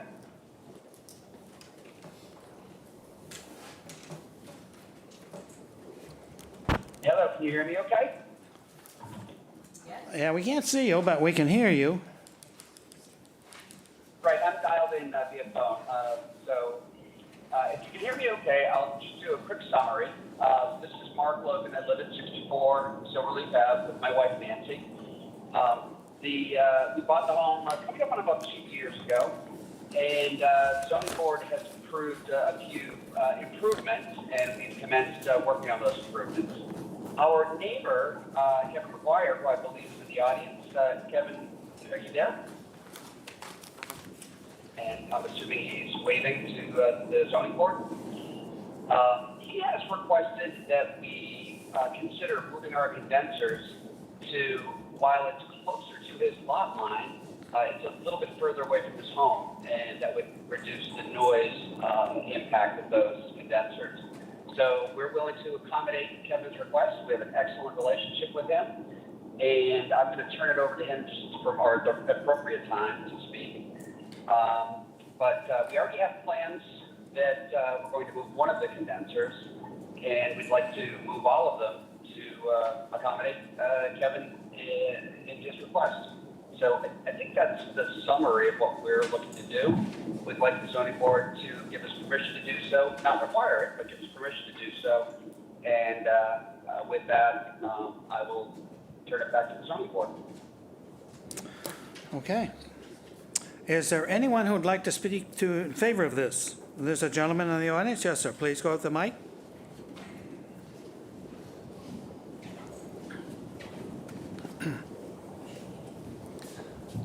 Hi, I'm Kevin McGuire at 68 Silverleaf, the abutter to the north of the Logans, and they are making this request of you for a special permit at my request to try to get the existing condensers further away from my property than they are now. They're opposite my living area in my bedroom. I think the noise bounces off their house into my living area. Getting them further away up towards Silverleaf Avenue will improve that situation from my perspective immensely. So I appreciate the Logans asking for this. They are doing it at my request, so I obviously support it fully. Okay. Thank you. All right, thank you. Is there anyone else who wishes to support this application, either here or on Microsoft Teams?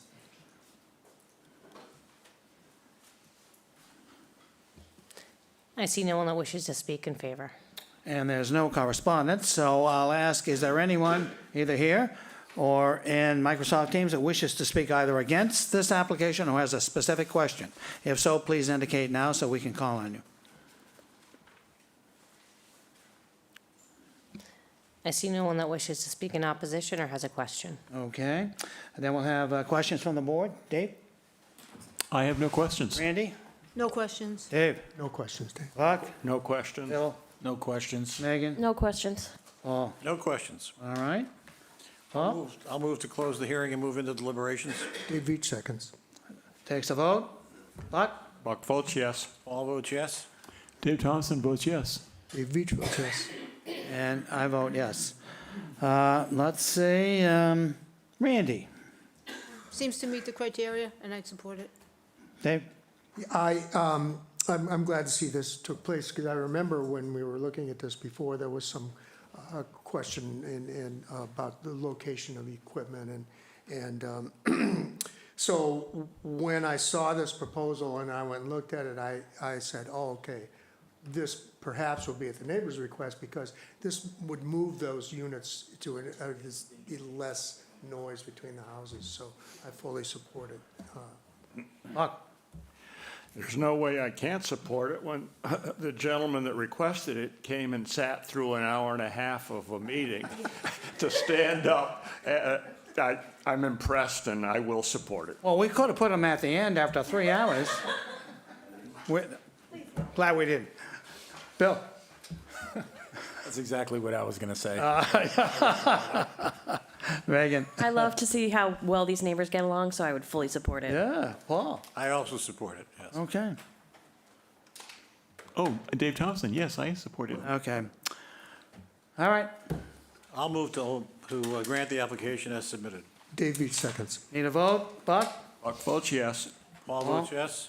Dave Dave? Thompson votes yes. Dave Veach votes And I yes. vote yes, that's a unanimous decision, so thank you, gentlemen. All right.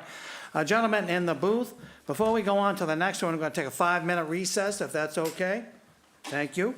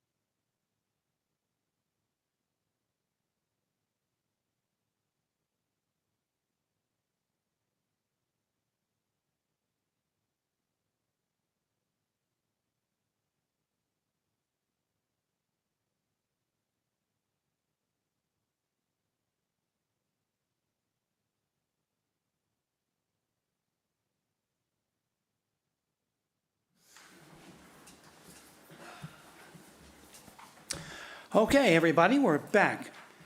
On to the next one, Sarah, which is 22-025, please. Application number 22-025, Chatham Productions LLC, care of Greg Clark, 1234 Chestnut Street, Suite 211, Newton, Mass. 02464. Owners of property located at 15 Annabelle Lane, also shown on the Town of Chatham's Assessor's Map 14E, Block 37, Lot 4. The applicant proposes to construct a single-family dwelling in a GB2 zone, which requires the grant of a special permit. The proposed lot coverage is 7,116 square feet, 51%, or 70% is the maximum allowed. The lot is conforming with 13,957 square feet, or 7,000 square feet is required in a GB2 zoning district. A special permit is required under Mass General Law, Chapter 48, Section 9, and Sections 3C, 4C, 26, and 8D, 2B of the protective bylaw.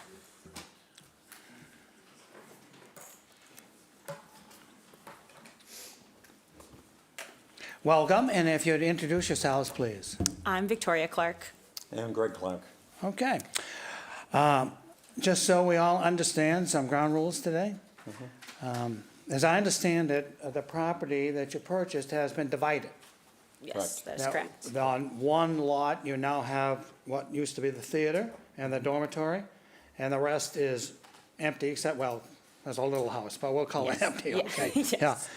So that's what we want to limit our discussion to, is what's going on that lot. I mean, there's a tendency for everybody to talk about the theater. Well, what are they going to do with the theater? What are they going to do with the dormitory? That's not why you're here. You're here for that lot under Depot. So I'm going to restrict what I read about it, and your presentation, I hope, would also do that, and would make things a lot simpler. So with that, the floor is yours.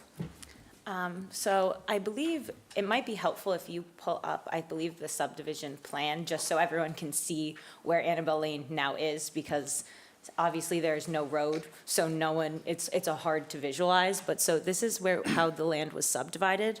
So there is 4 housing lots on what was formerly 70 Depot Road, and a large chunk, about half of 776 and 768 Main Street. And so specifically Lot 4 is the back corner lot. It is a panhandle lot which abuts the baseball field. And we have been in contact with a lot of our abutters, talking both, I know we're just focusing on the houses, but we've been open and communicative and talking to most of our abutters about both the subdivision as well as the theater, so we can be in communication with them so they are aware of what we're doing, and that so they've seen designs of the house as well as everything else, that the overall plan that we have developed. And so, yes. Okay. Yeah, so I think you threw us off a little bit when we restricted it to the house only, but we'll improvise. So the house lot number 4, we went through the planning board. Planning board gave us the approval. We actually went initially and received approval to put in a 6-lot subdivision. We went back because we thought it was going to crowd the property, and we chose to reduce it down to 4 lots.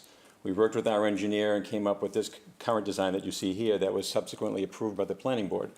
We then chose to present to the HBDC individual houses one at a time rather than all 4 of them. This is the first house we chose. We worked with the HBDC on several working sessions and then had a formal submission to them. And this is what ended up being approved by HBDC. We have asked for no dimensional variances. The height limitation is 30 feet. I think we're at 28, I think it's like roughly 28.3 or 28.4. I can't see it from here exactly. We have asked for no setback relief. We've met all the setback requirements. The lot coverage, as you know, in the GB2 district is 70%, and I think Victoria said it was 51%. It was 51, yes, that's correct. And so we chose to, as we present to the HBDC and then coming from the zoning board, our intention is not to seek variances from any dimensional requirements. all 4 properties will be the same way. When you look at the property here, the town's property, you see the grading drains off of our property onto the town's property. You see the grading up in the corner there. That's just a natural grading. If you go over to that property today, you can see, you see the scoreboard there in the center of the town's center field. There is a buffer there. That's not really a good replication of the plantings there, because there's a buffer from that point up to the northeast property bound. There is a buffer there that varies from about 20 to 25 feet of uncleared land that the town has. Down at the other end of that parcel, where you see the batting cage and then the shed that they put in for the ball field, those were almost clear cut. Well, they were clear cut to the property line, except for that one tree that's delineated right there beside the batting cage. When we were with the HBDC, there was the question from them about visual buffer between this property and the ball field. We proposed to them that we would put the trees that you see in that picture outside of our property line on the town property. We would pay to put an earthen berm there and plant those trees, put irrigation in, and maintain them. We could not do that through the HBDC, but we're working through the town manager and other people in the town to arrange to make that as a donation if the project does get approved. So the buffer between the two will basically be those trees. There'll be a fence on our property, and then on the inside of our fence, we have a tree bed that you see there, okay? And the question was asked about the fence, what color would the fence be?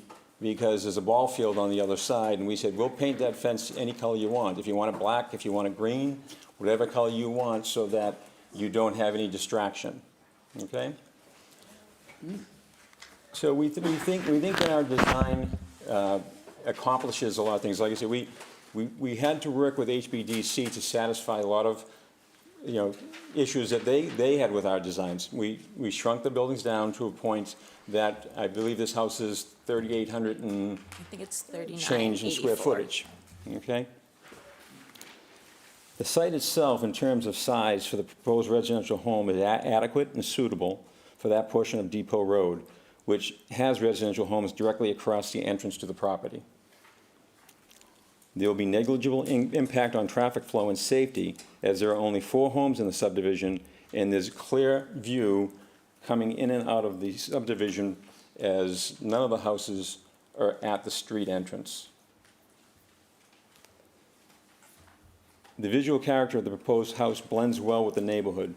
I think that in working with the HBDC and the design of it, the house is a very nice looking home that fits well with the other homes in that area. All the drainage water, which currently runs off the property, will now be collected on the property. The grading plan, we have to contain all runoff onto our property. That will be contained through underground leaching chambers that our engineer will size. Okay? The utility companies in the town, DPW and Board of Health, have confirmed that there are adequate services available for water, sewer, electric, and gas services for this property. The proposed use is compatible with the surrounding land uses. There are single-family homes immediately adjacent to the property and on the other sides of the property.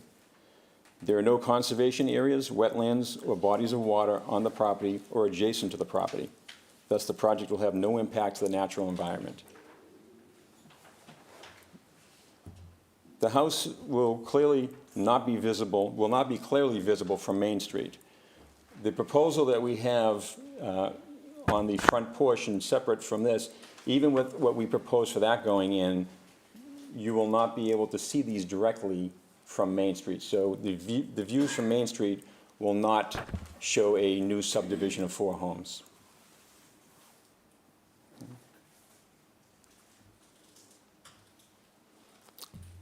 And I just want to add regarding the, if I can I comment on the front of the property at all? Go ahead. Okay. we have said that we are fully committed. This is not a two-part project. This is a one parcel that's been subdivided. The front portion, we have committed to it, and we had the discussion with HBDC as we were doing the design for the first house. We told them that once we had an approval on the first home, we would start the design team on the front portion of the property, which we did. As soon as we received that approval, we hired an engineering firm to go out and do a digital scan of both of the existing buildings on the Main Street property. That allowed us to create 3D drawings for our design team to use and start to draw the property correctly. We hired an architect who has already started doing those designs, and we've had a couple of working sessions with HBDC on that. We've hired structural engineer, mechanical engineer, electrical engineer, and a civil engineer who are all working on the designs for that portion of the project. And we are committed to doing that portion of the property also. Okay, we understand. Okay. Thank you. Okay. And we would request that the zoning board approve the project for, was it 15 Annabelle Lane? So that would be a presentation. Yes. Yes, okay, thank you. Is there anyone here today or in Microsoft Teams that would like to speak in favor of this application? If so, please indicate here, or a Microsoft Teams, if you could raise your little hand so that Sarah can pick you up.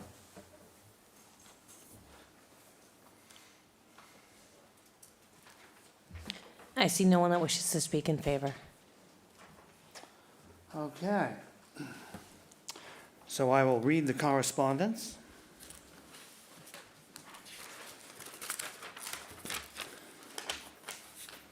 First, we have a memo. This is from Judith Giorgio. She's our health agent for here in Chatham. She writes on 4/19, I have reviewed the plans for the 3-bedroom dwelling at this lot. The study on the first floor will meet the definition of a bedroom unless the opening into the room is widened to a minimum of 5 feet. Although the definitions of a bedroom does not include bathrooms, the layout of this room, including a walk-in closet and a double sink full bathroom, leads me to believe it will be used as a bedroom. The lot may support a 3-bedroom dwelling in accordance with the regulations of the Water and Sewer Commission and Board of Health. Final review of the proposed floor plans will be required by the Health Division prior to the Building Department sign-off. Then, this is from the HBDC. It's a certificate of appropriateness. On January 19th of this year, the commission voted 3 in favor, 1 in opposition, and 1 abstaining. It was approved with conditions. The condition is just the standard one, and then I'll go to the specific. Any changes, alterations, they have to go back. The specific conditions, the applicant shall return to the commission for review and approval of proposed landscaping. 2, the applicant shall submit for review updated building plans reflecting the correct square footage of the dwelling, as well as an updated site plan showing the proposed building and lot coverage. Then we have a memo. This is from Mark Abraham of 805 Main Street. He writes on April 28th.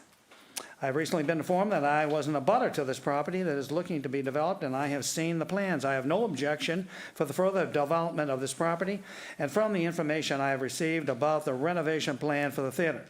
I am definitely in favor of this. I believe that this project is one that will be of value to this community. Then I have a note. This is from Ally Clark. So she might be related to you too? Is that correct? Yes, correct. I think she was just forwarding along a Right. letter we received. Thank you. Yes. Sorry. Yes, no, that's true. This is actually from Joe and Maria Nicholson, 46 Homestead Lane, and they write on April 27th, Joe and I support the proposed new house at 15 Annabelle Lane, Lot 4. We believe that it's a good design that will complement what surrounds it. And then we also have a note. This is from Nancy, B-O-R-D-E. I don't know how you pronounce that. Board. And her address is 889 Orleans Road in North Chatham. I've owned a home in Chatham for over 25 years and have been a full-time resident for 3. I've always enjoyed the Monomoy Theater. Okay, we're not talking about it. And appreciate any and all efforts to improve the property surrounding it. The design of the house blends well with the surrounding buildings, Since the property already contains 3 homes and the special permits for a business, so the GBZ zoning is appropriate. I look forward to seeing the development. This is a memo. It's from Sarah Morgato, 99 Depot Road. She writes on April 28th, please know I'm in support of the special permit to be granted for the construction of the proposed home. It's my sincere hope that the Annabelle home is part of a larger plan that includes the restoration of the theater. Then we have a note from Stephen Chapman and Susan Kitsoulis, and they're at 67 Morris Island Road. That means they're neighbors of yours, is that correct? Correct. As longtime property owners in Chatham, our family cottage was built in 1891. We fully support the Monomoy Theater project being proposed at 15 Annabelle Lane. For generations, members of our family have enjoyed attending. Anyway, accordingly, we support the ZBA's approval of the new house being proposed. We believe that the design of the house blends well with the existing buildings in the immediate area, and that the design complies with height limits, setback requires, and the lot coverage limit. Property already has 3 residential homes and so forth. Okay. Then we have a memo. This is from Deborah Riley Madden and John P. Madden. They write on Wednesday, April 27th. We're the owners of Chatham Ford. We'd like to voice our strong support for the planned development of the property located at 776 Main and 70 Depot Road. Formerly used as a theater. This property has been dormant for the last few years, and the proposed plan of housing coupled with a cultural venue would not only be a much-needed improvement, but provide an economic benefit through additional real estate tax. Since taking ownership of Chatham Ford in 2019, we have heard from our customers, mostly Chatham residents, how much they missed the summer performances. Then we have a letter. This is from Matthew H. Cole. His business is at 782 Main in Chatham, and his business is properly called, what's the proper name? Cape Associates. Thank you, Sarah. This letter is written in support of the proposed construction at 15 Annabelle Lane. The applicant has taken the time and care to review their plans with us and show us the improvements they intend to make, given the care taken to provide screening with plants and fence between our property and theirs. We're supportive of the application. Removal of the 2 dilapidated sheds along our shared property line is an enhancement we appreciate as well. We believe their plans will be an improvement to the neighborhood and an asset to the community. Thank you for your time. Then we have a letter. This is from Edson Eldridge and Maria Polio. They write on April 26, we're writing to inform the town ZBA of our support for the board's approval of the new house at 15 Annabelle. We had the pleasure of meeting with Allie, Greg, and Victoria of Alexander Properties to discuss their plans. We appreciate their willingness to discuss the plantings along our abutting property line at 30 Post Office Lane. We feel it would be beneficial for the community to regain a theater and look forward to it. We feel that the proposed design of the new house blends well with the surrounding buildings and greatly improves the area. The new house design complies with setback requirements, the height limit, and the lot coverage limit. The property already contains 3 residential homes, and special permits for the business owner are appropriate. We support the ZBA's approval to move forward. Then we have another letter. This is from Sherry Stewart Hesch, Hesch, 27 Melody Lane. They write on, we received it on April 25th. We're requesting that you deny the special permit application. This dwelling would be very out of place in the area as there is no neighborhood, only business. Additionally, the view of it from the stands of Veterans Field will be displeasing, looming over the scoreboard and the ball field. Lights from the home could adversely affect all the many ball players who use this field and be quite distracting. The proximity to the field may be risky for the homeowner, as balls are frequently hit over the fence. That area is home to a delightful selection of mature trees, and their loss would be a shame. As there are several other buildable lots proposed for Annabelle Lane, approving this one would set a regrettable precedent. We respectfully request the board deny. Then we have a note. This is from Barbara Schmidt. It was sent on April 22nd. The property on this campus appears to be headed down the old familiar road that we, townspeople of Chatham, have witnessed more times than we care to remember. As it stands, the neighborhood is a mix of many businesses and shops. A small restaurant, gift shops, baseball field is home to the Chatham Anglers, a small Ford dealership. You get my drift. The property is a large green space that housed college students with aspirations to act and sing. There was a large barn that housed props, a theater that entertained countless summertime visitors and year-rounders, as well as an old house in which they summered. The proposed buildings will be 5 gigantic buildings that are private residences. This is an obvious loss for the town. The only winner is the developer, who will make himself a big pile of money. Please don't let this plan move forward. And then we have a note from Steve West. Steve has written a lengthy note here, and I won't summarize it, and I'll read what he's written. And he sent this on April 15th. Steve is the president of the Chatham Athletic Association. Okay, the purpose of this correspondence is to request your board deny the above referenced special permit. Section 8C4 lists 10 criteria to evaluate, and the special permit process in this proposed project has compliance issues with 8 of those criteria. 1, adequacy of the size of the site in terms of size for the proposed use. While the building footprint covers 51% of the property, less than the 70% allowed in a GB2 district. This 70% coverage is allowed because most GB2 areas are businesses, not residents. Residential requirements, e.g. R20 and 60, are much more stringent in their lot coverage requirements. 2, suitability of the site for the proposed use. The proposed site is adjacent to a municipal area, Veterans Field, and the closest neighbors are 2 businesses with residences above them. Also nearby are 2 restaurants, a post office, a strip shopping center.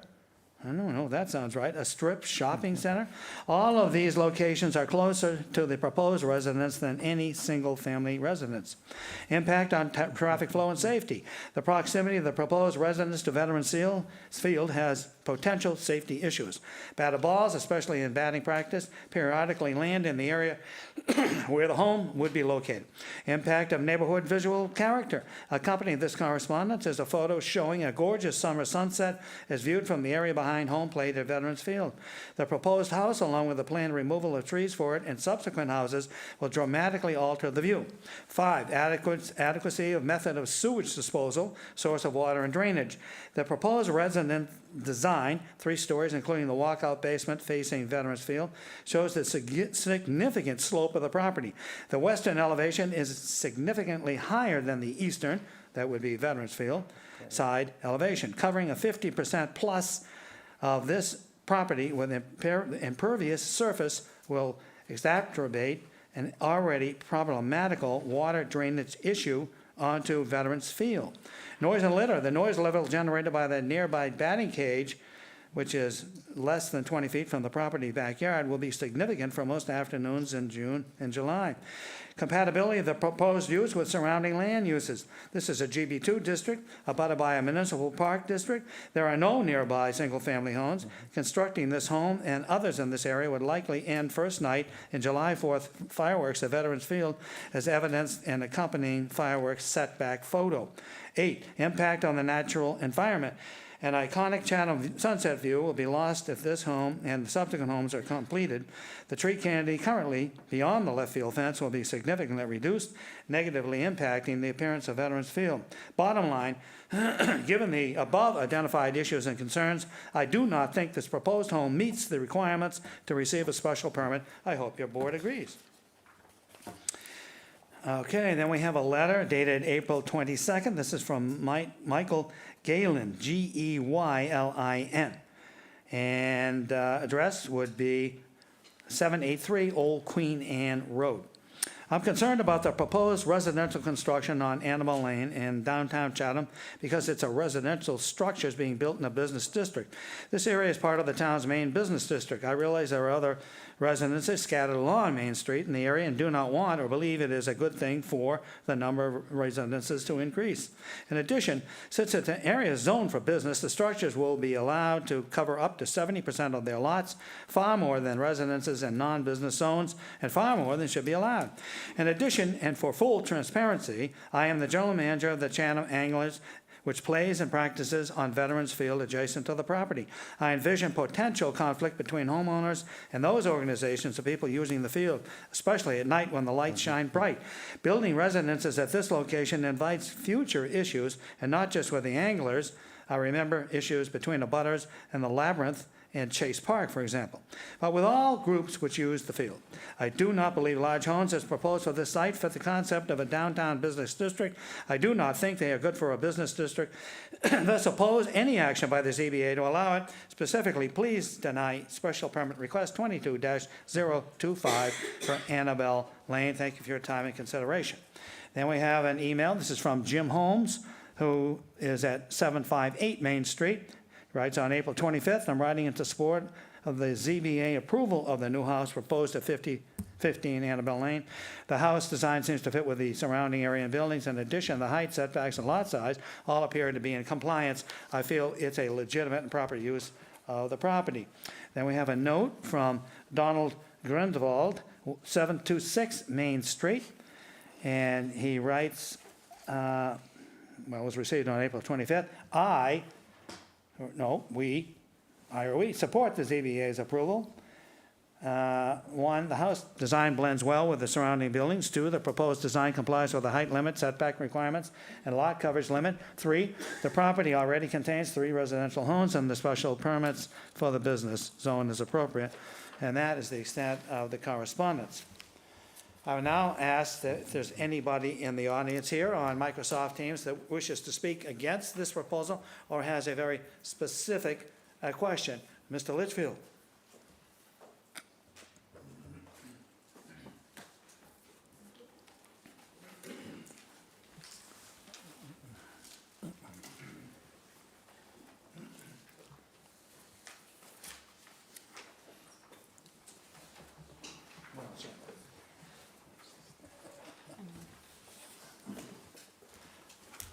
Yeah, I think if you would just move to the side, that's sufficient. Thank you.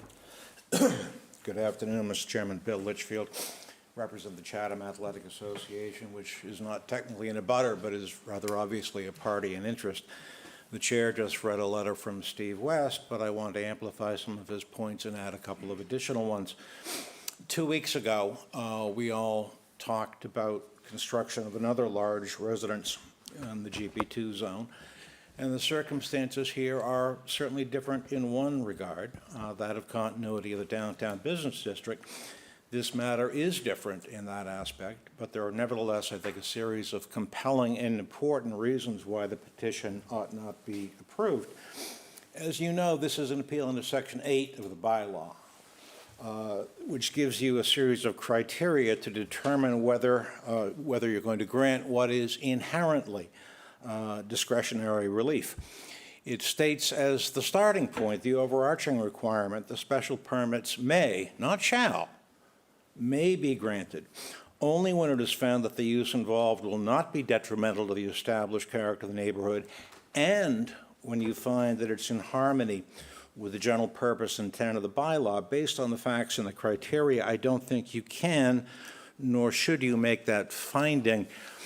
Listening to what the chair said about not talking about Monomoy Theater and, more importantly, talking about 15 Annabelle, it was nonetheless raised in some of the correspondence, and I think we all agree that preserving or redeveloping or restoring the Monomoy Theater is an admirable goal, but we don't have contractor selective or quid pro quo zoning in Massachusetts or in Chatham. It is important to look at the larger residential proposal of which this lot is a part, which shows 4 residential lots. Sarah, would you be kind enough to bring up the subdivision plan? The planning board approved it because it had no choice. The larger one, thank you there. I mean, you know, arguably the road resembles a light bulb more than a traditional way, but look more importantly at what is plainly 2 panhandle lots, of which this is one. Lot 3 and Lot 4. The bylaw says you can only have 1 panhandle in a division of land. Anybody who looks at Lot 3 sees that as a panhandle. Anybody who looks at Lot 4 sees that as a panhandle. But the planning board couldn't do that. The late Justice Stewart, who had a family connection to Chatham, one of his children married a Chatham person, famously said of another topic that he knew it when he saw it. In this case, we see that as a panhandle lot, but it isn't, because we're in the GB zone, where only 50 feet of frontage is required. And if we look at that arc down there at the end of Annabelle Lane, that means that Lot 3 isn't a panhandle, but Lot 4 is. Even beyond that, through another flaw in our bylaw, and by no means the only one, even though we decided some 40 years ago that the minimum lot size for any new residential lot was to be 20,000 square feet, the bylaw allows creation of 7,000 square foot lots in the GB2 zone. It's self-evident, it's obvious by the name that that lesser size is intended for commercial properties, and as you know, based on that assumption, that reasonable assumption, the bylaw doesn't even have a line for the coverage limitation, which applies everywhere else to residential properties. So the planning board had to approve this. It felt it had no choice, but unlike the planning board, you do have a choice, because you're charged with making a determination whether large houses should be built on undersized lots in the GB zone, or as the bylaw says, whether doing so is in harmony with the general purpose and intent of the bylaw. I think you can find that it is not. As for specific criteria, the site is not compatible with the Veterans Field use, and others have written on that, and we'll speak about it later. It effectively abuts a commercial landscaper at 30 Post Office Road and is across the street from Fisherman's Supply. And I also understand, has been alluded to, that having a house here may present safety and staging issues for the 4th of July and first night fireworks, but that's not really the issue here. I also have questions about how drainage will be reduced, but I appreciate that the applicant indicated that it will be. I understand that no one can see this house from Main Street, but that's not the issue, nor is that controlling. Some of you have been on the board for any length of time will recall that Mr. Acton used to go out in his kayak to see how houses would look from the water. I think it's legitimate to see how houses here would look from other important places in town, such as Veterans Field. Adequacy of the size of the site for the proposed use, though, I think is where this project really fails. The site is neither suitable in size nor adequate for a house of this size. There may be a discrepancy in the plans that you have between David Clark's certified footprint of 2,322 square feet and the first floor living area of 2,100 square feet, because corner boards don't add up to 200 square feet. At least Mr. Veach can correct me, but I don't think that they do. But I've relied on those numbers, and I've used them in the chart which you have in front of you, which I just handed out.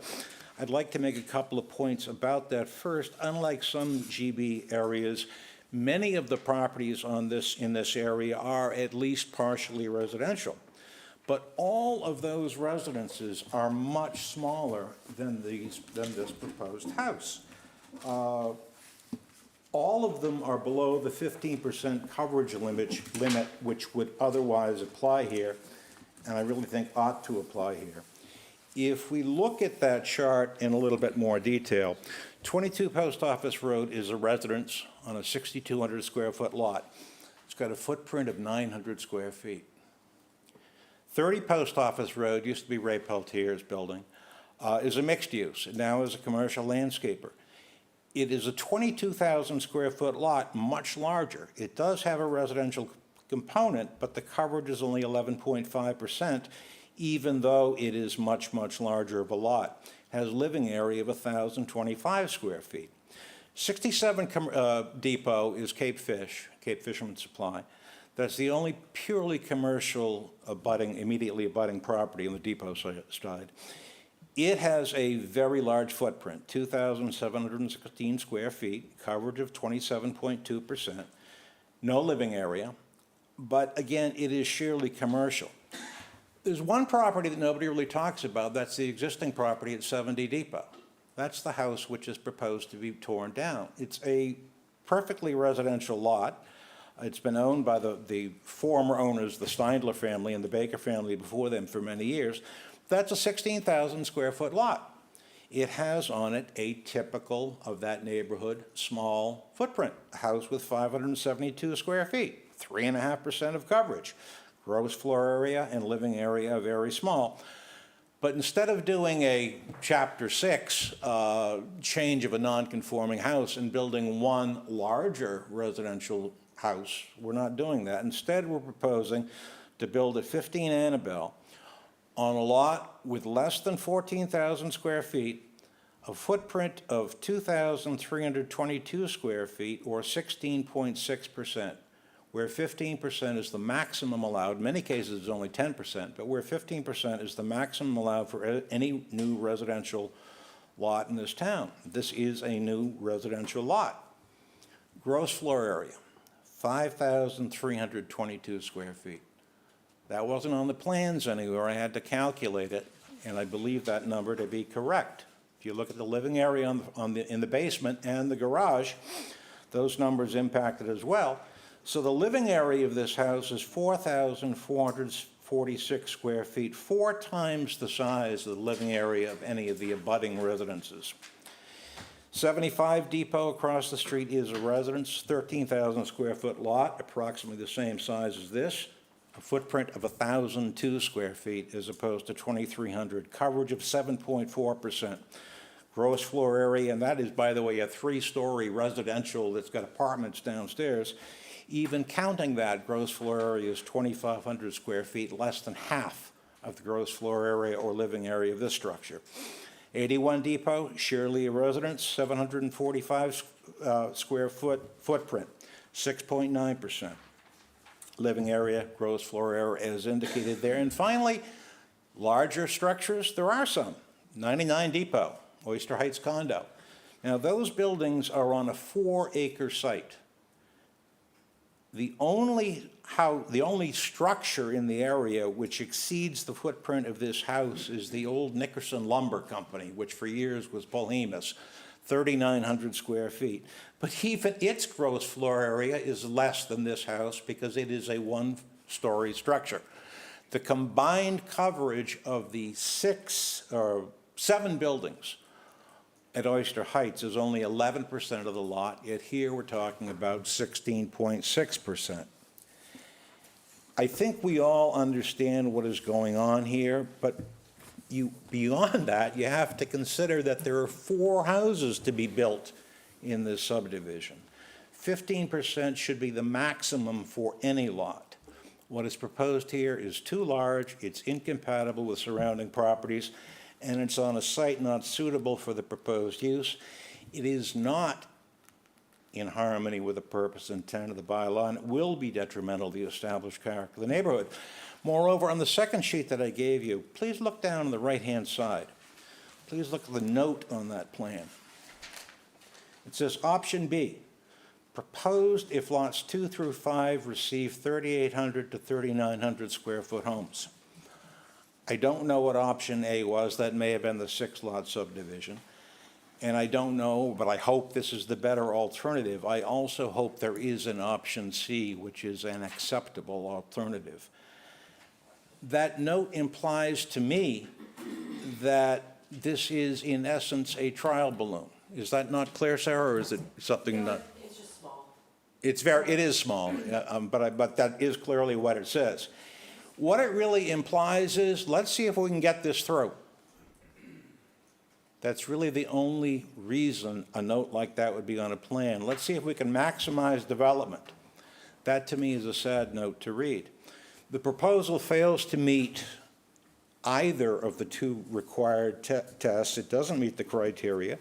The site isn't adequate for a home of this size. It isn't compatible as to size or with surrounding uses, and it will have a negative impact on neighborhood visual character, views, and vistas. It's not in harmony with the purpose and intent of the bylaw, which since 1982 has required 20,000 square feet for new residential lots, and it will be detrimental to the established character of the neighborhood. I hope it will be reconsidered, and as it stands now, I urge you not to approve it. Thank you. Thank you. Is there, you'll have a chance for rebuttal after we hear everybody, okay? Is there anyone else here that would like to speak against this? Or on Microsoft Teams too?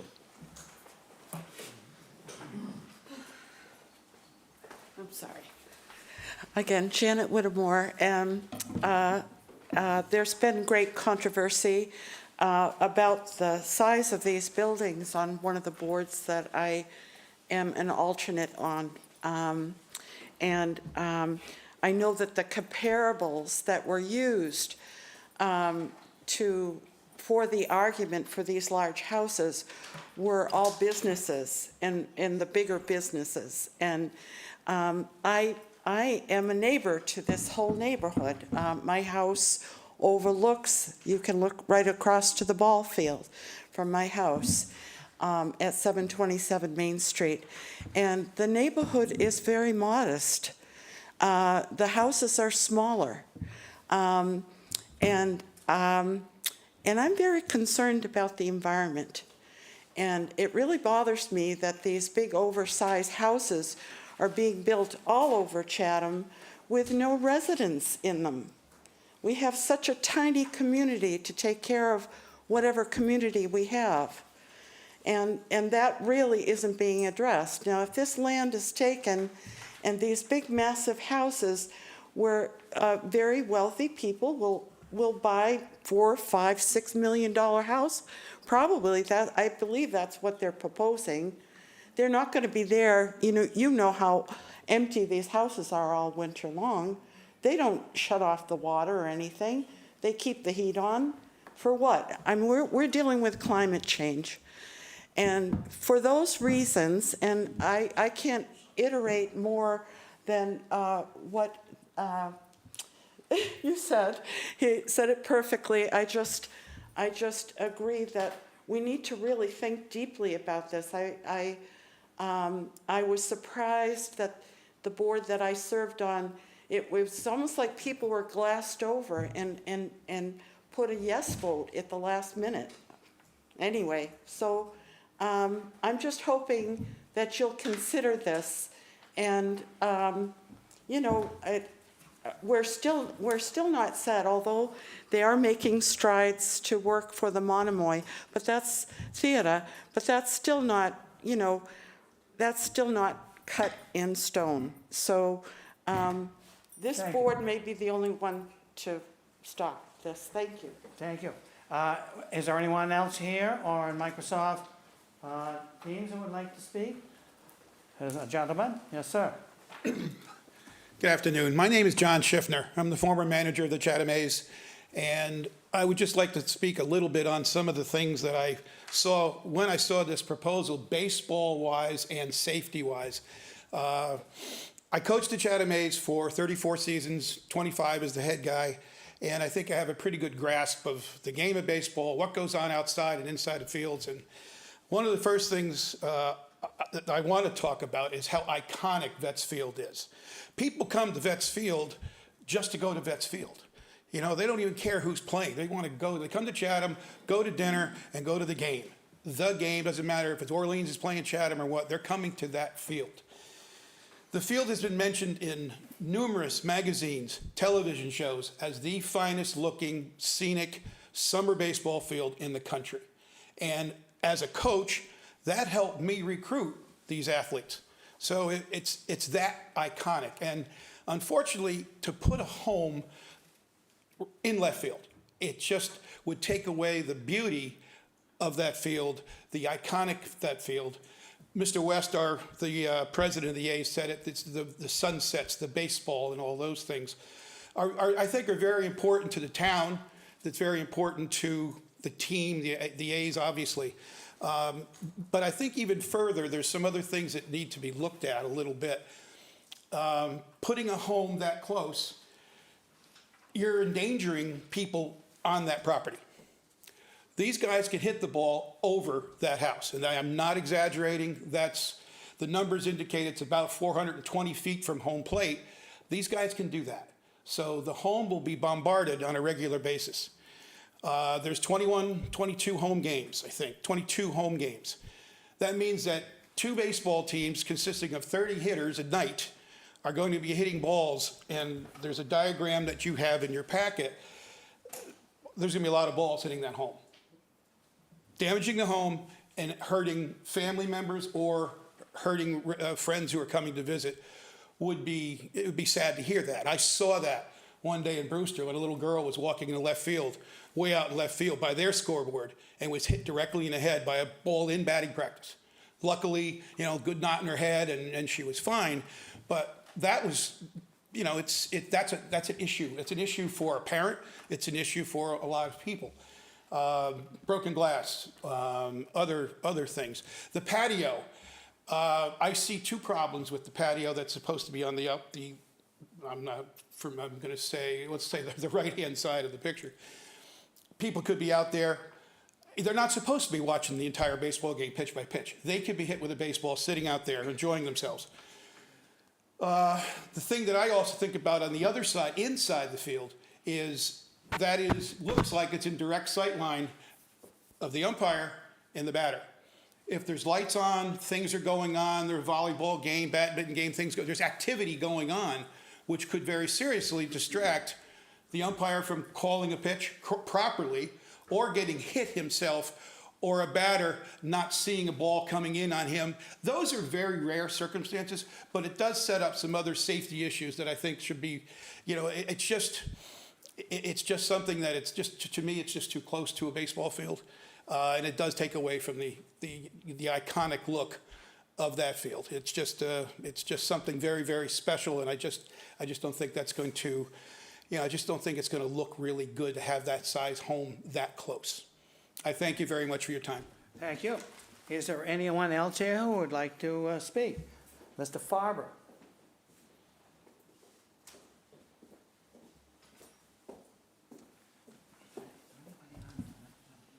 Good afternoon. My name is Peter Farber, and I'm here with my wife, Kim, and I'm going to address some of the points.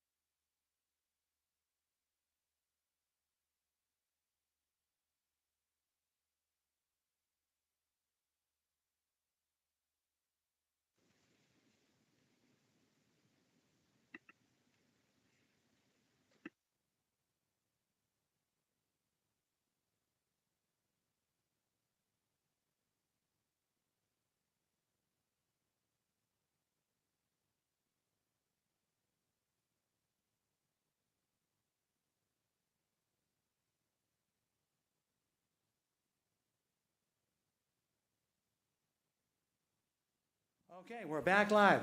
Mr. Farber, All right. please continue. So I was speaking of the May 1982 town meeting, the vote on Article 30, and I've attached the warrant for the meeting because that's where the particulars of Article 30 are stated.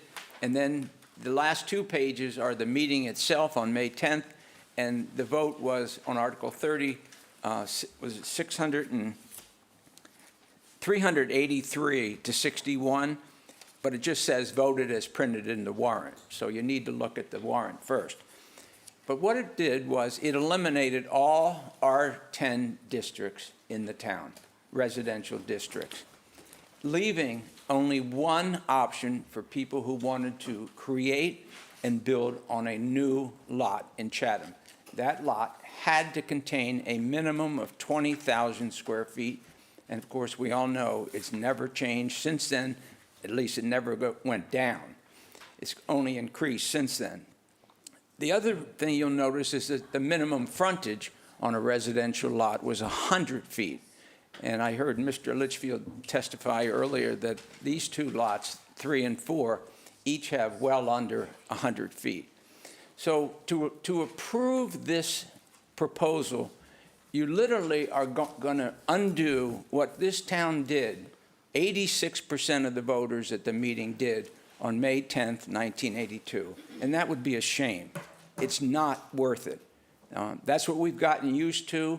And the GB2 district, which allows smaller lots, is unto itself, and as Mr. Litchfield explained, it's because we want to entice people to start businesses in the downtown district. It was never intended for residential construction. So that's number one. And that goes to the points in the criteria as to whether the proposal is in harmony with the general purpose and intent of the bylaw. It certainly is not.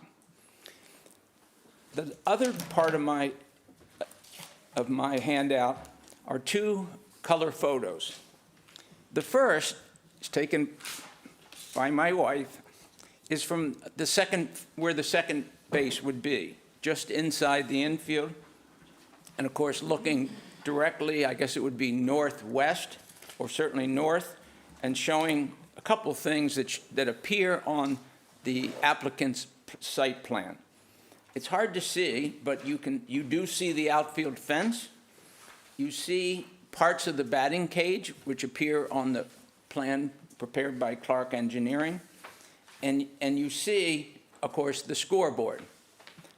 Now, I'm not good at computers, so I hired somebody to take the site plans and digitize them and convert them to, and then Kim sent the photos. And so this gentleman was able to place the proposed dwelling on this photo. And if it's not perfectly accurate, I gave him one point of caution. Be cautious, don't oversize it. Make it undersized, if anything. He came in, I think, very, very close. What you'll see, and it conforms entirely with the site plan, is that this proposed dwelling will occupy almost all of the view to the left of the scoreboard looking out from the infield. And you'll notice that the building is proposed to be 3 full stories at that location. If you take the plans, and there were elevation plans submitted, that elevation, that height of the building on that face or facade is 34 feet. 34 feet. The only reason this house meets the 30-foot height limitation is that we do points on the corners of the home, and since this is a rising slope, when you do the average, it comes in at under 30. But from the people who are sitting in the park, the players, the coaches, the umpires, everyone, they will see a building that has a facade of 34 feet. I also want to draw your attention on the photo to the white line that begins underneath the bottom of the scoreboard and extends a good distance easterly, almost to that light pole. And you'll notice that below that appears to be a grassed little hillside. Now, of course, there's shrubbery in there, but using the landscape plan that was submitted with the application, that's going to be removed. And that is distance from the elevation of the outfield to that elevation of the patio and pool is approximately 8 full feet. So what you'll see from the ballpark is this 8 foot would be up in here, and that's where you'll see the patio and the pool area. Now, I asked the gentleman who prepared this to show the trees behind. And you can see this was done just last week. Those trees are green. Those are pine trees. Those are what we call pitch pine. And I think all of us know the pitch pines are all dying on Cape Cod. And if you look at the landscape plan, those are all being removed and not replaced. And I can understand that. Who's going to want pitch pines dropping their needles in every windstorm, sap, and the rest onto a patio and a pool? There's nothing in the landscape plan to suggest that those trees are going to be removed. So the end result, if this project is approved, is that you'll see entirely blue sky behind where we now show the trees.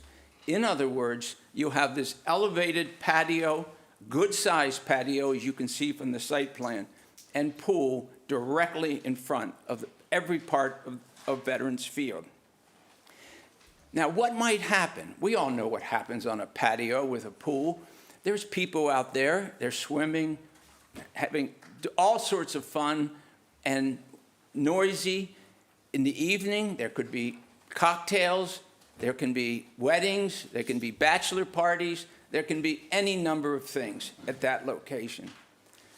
Talk about distraction. The people who for years have been coming to Veterans Park to see baseball are going to be looking at all these people up there drinking and yelling and screaming. Maybe there's a band. It'll be so obnoxious. And it will just, as John Schiffner said, it would take the iconic nature of the nicest ballpark in the Cape League and literally destroy it. And it's not in fitting with the neighborhood, clearly.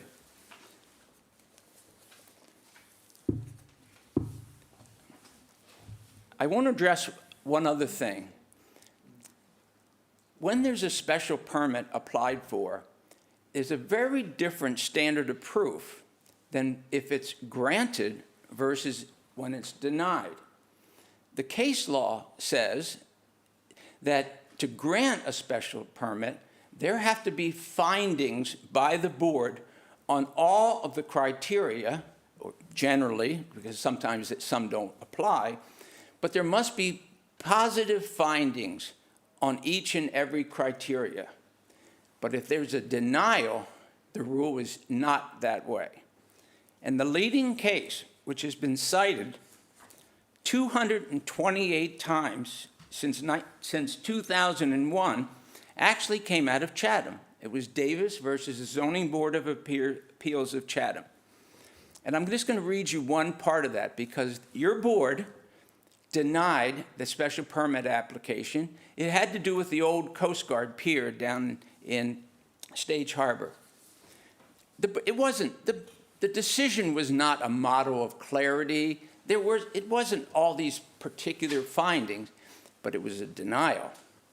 And the court, and this is the appellate court, because my client, who was Mr. Davis, lost at the trial court. So on appeal, the appellate court set the standard. It's been held to, as I said, 228 times. The decision cannot be disturbed unless it is based on a legally untenable ground or is unreasonable, whimsical, capricious, or arbitrary. You have before you this evening all of the facts that you need to make a rational decision, a decision that is not arbitrary, is not whimsical, and is certainly not biased in any way. You have the evidence before you, and you need not cite it. Your board could send out a decision to just say denied. And every court in Massachusetts would stand by it because, as Mr. Litchfield said, the legislature has granted you discretion. You were selected by the selectmen because supposedly you have a good head on your shoulders. And you can tell a good proposal from a not proposal. Even if the record reveals that a desired special permit could lawfully be granted by the board because of the applicant's evidence, because the applicant's evidence satisfied the statutory and regulatory criteria, the board retains discretionary authority to deny the permit. That is the law. I think I've touched on everything. Mr. Litchfield and Mr. Schiffner have talked about the criteria, compatibility of the use with the site, the adequacy of the site. I don't need to repeat any of that other than to say not one of these four proposed lots is 15,000 square feet, much less 20,000 square feet. I've talked about the landscaping plan and what that'll mean. It will open up that pool and patio area. And I've talked about the 34-foot facade facing the ballpark. Mr. Schiffner, I think, is entirely correct. I would never have believed, and I've been to many games, that a bunch of 19 and 20-year-olds could hit a ball regularly over that fence and 20 feet further and hit this house. But having listened to him, I understand now it probably happens quite regularly. And think of what that will mean. Before you know it, there are going to be windows being smashed. And then what are the people in the house going to do? Complain to the town of Chatham? Expect the town of Chatham to pick up the bill for their windows because they were too stupid to buy a house at this location? How about if the people at the pool area are hit?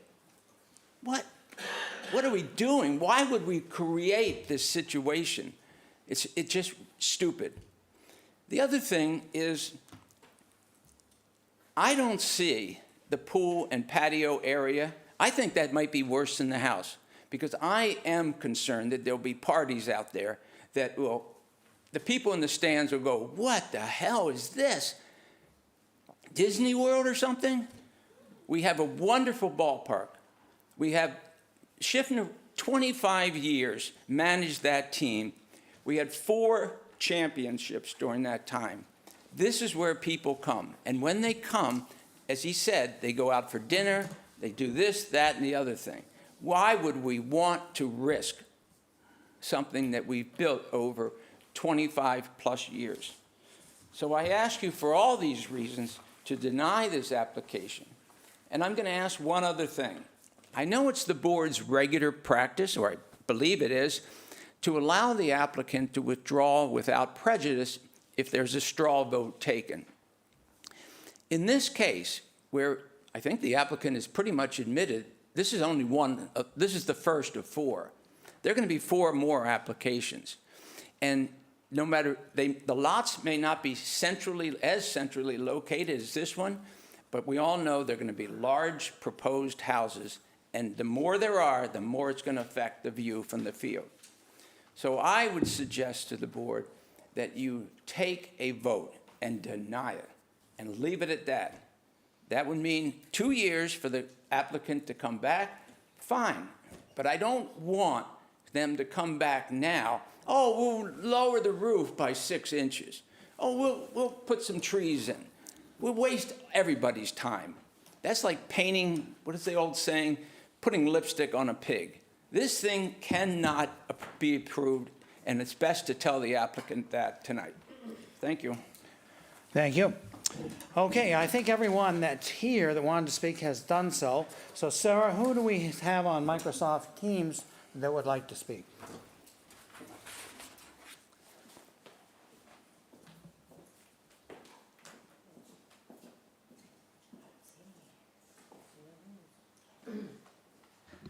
I see no one in Microsoft Teams that has their hand raised. Okay.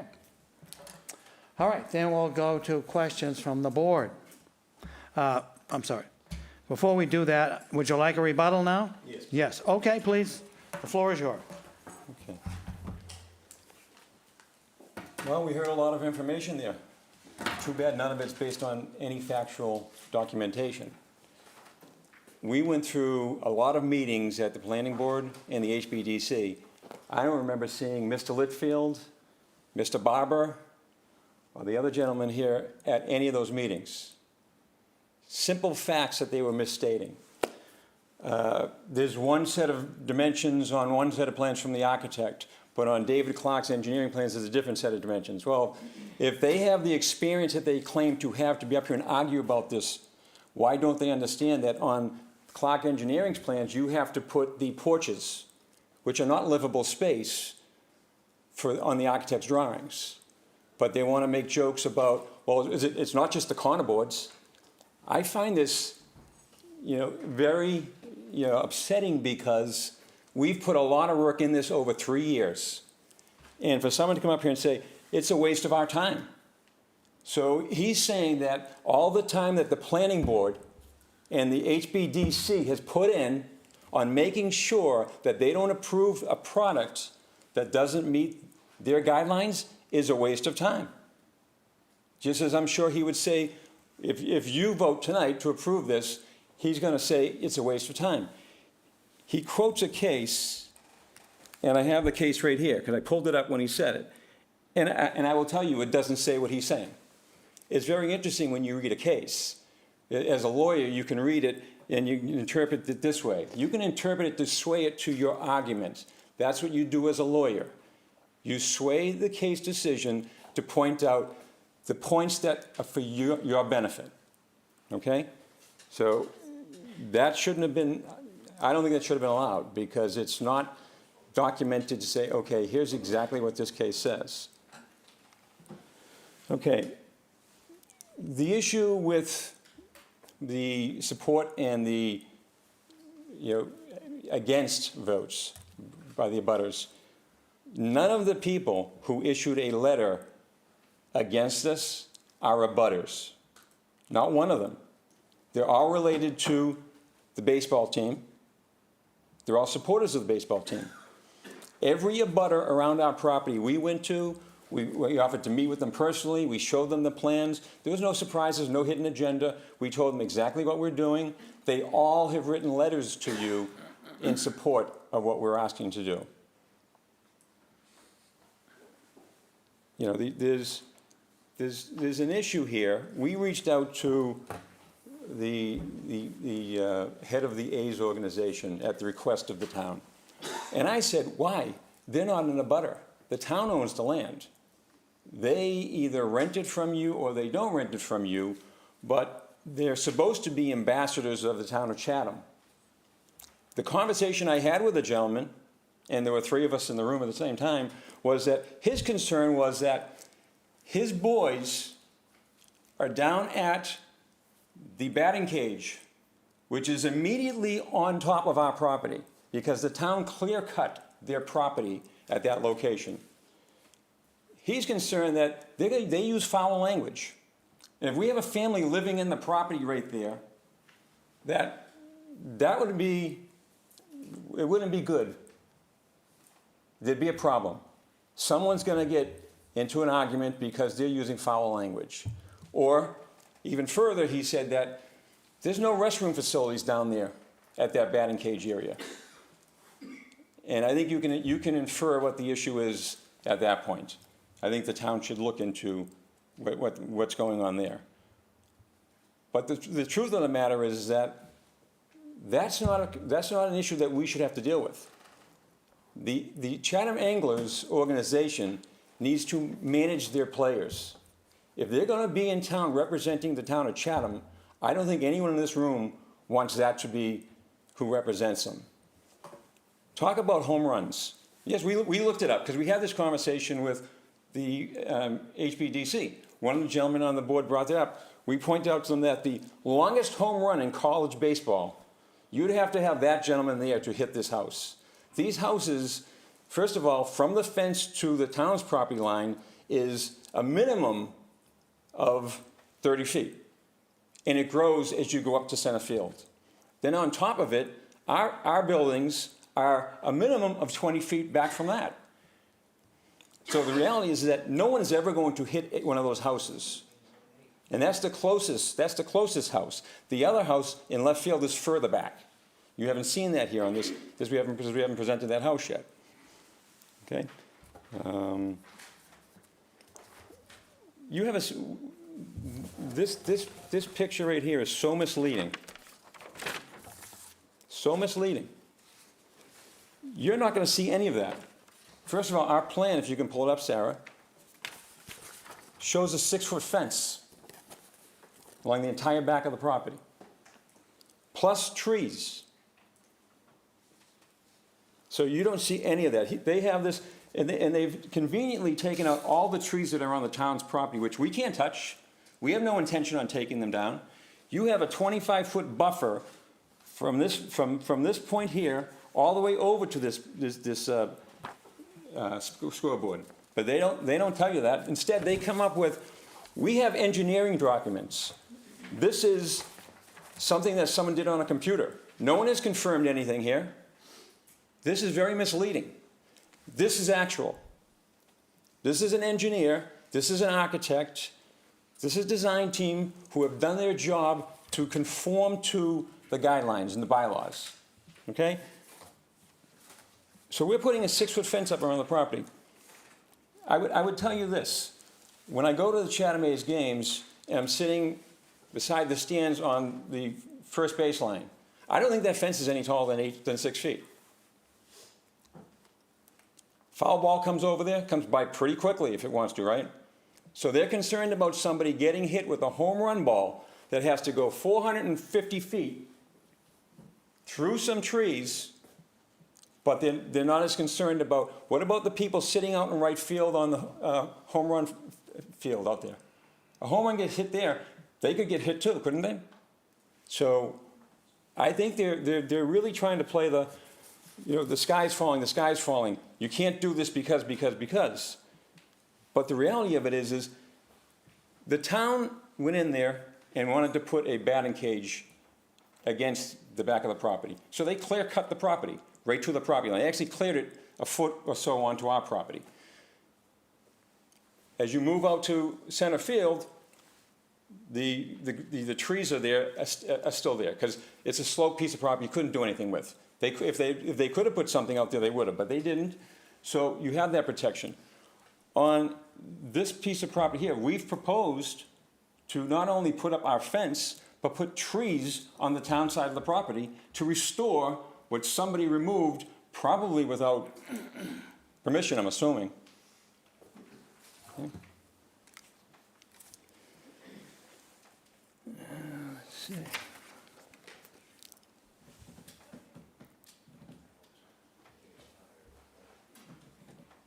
Okay, in presentation to the HBDC, because we didn't do this in one meeting, we had several meetings, we brought in a comparison of the other subdivisions in town that are in the business districts.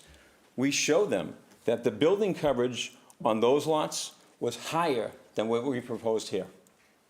What's misleading here is why these numbers look like, oh, they're 50% is because some of those lots, they've used shells in the driveways. If we convert our driveways from asphalt to shells, guess what happens? Right? Shells would still be considered part of your lot coverage. Okay, It's just green space area. okay, all right. But the house lot coverage itself on those other subdivisions that we went through with the board is higher than what we've submitted for. And that's why the board said, you know what? We can agree with that. That's reasonable.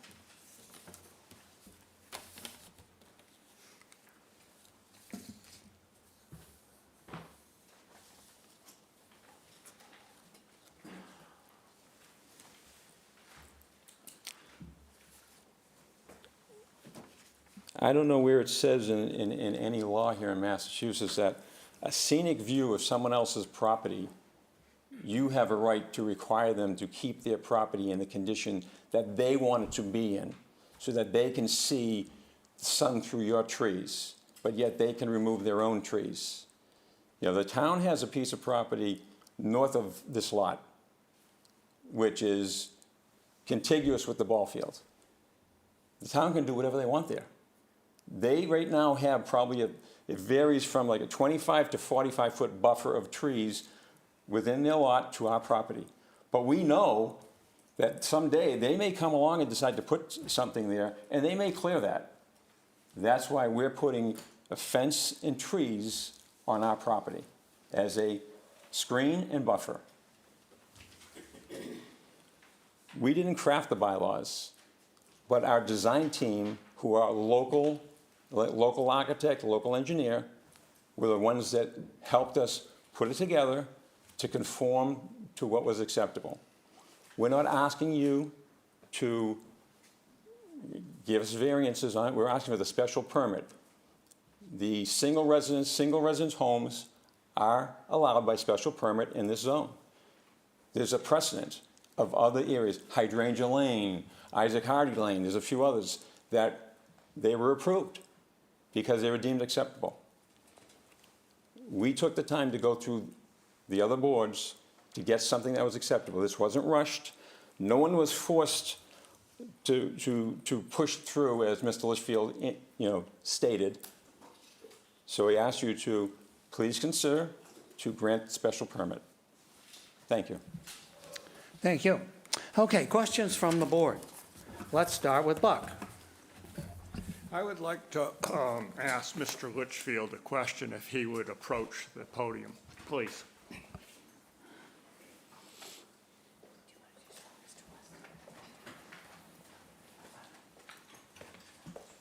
Yes, sir.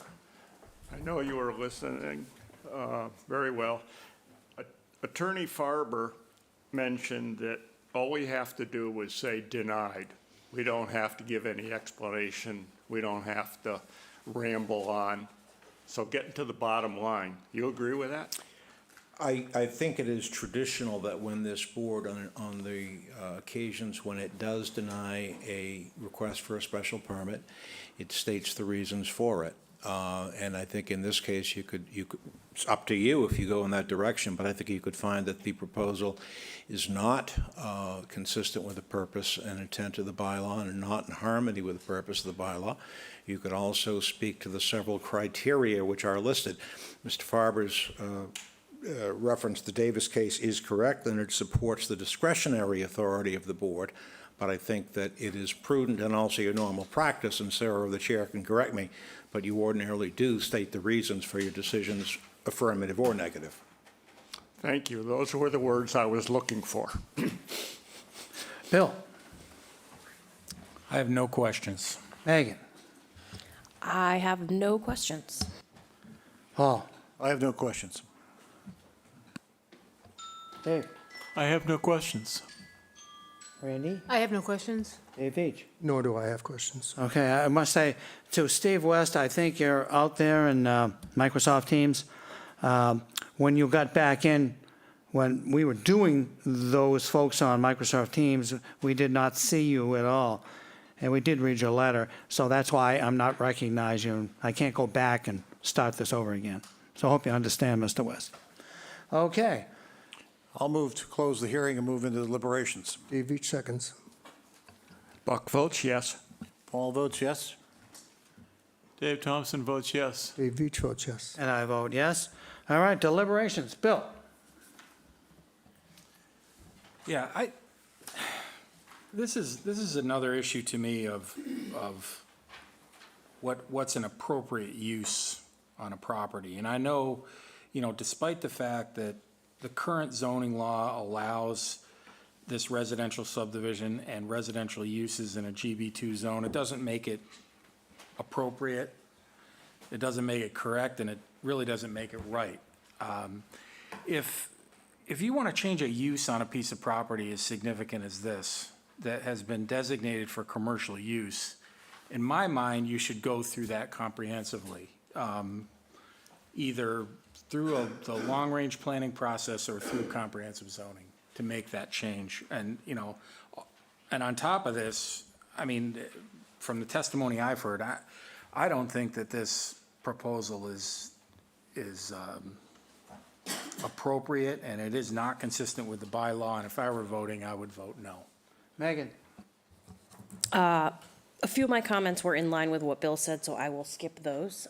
But with regard to it being significantly more detrimental to the neighborhood, unfortunately for you, first and foremost, you mentioned that the abutters all said that they were fine with it, but the people that were opposed to it were not abutters. In my opinion, unfortunately for you, this piece of property, based on where it is the entire town has a right to have an opinion on this piece of property, just because it's a town, because of where it is. And I think it would significantly change the character of this piece of town on two levels. One, I think it's a commercial zoned property suitable for commercial use.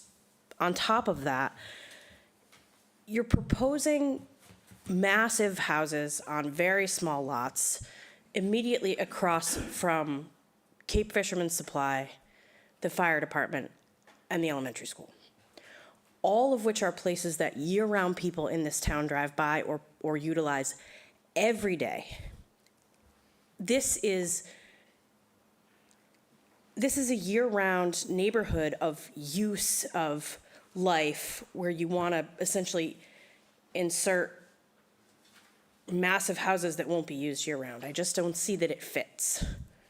So that would be where I would think that that it would be, on top of other reasons that other people have stated, and I'm sure will restate, on top of those, I feel like that would be detrimental to the neighborhood.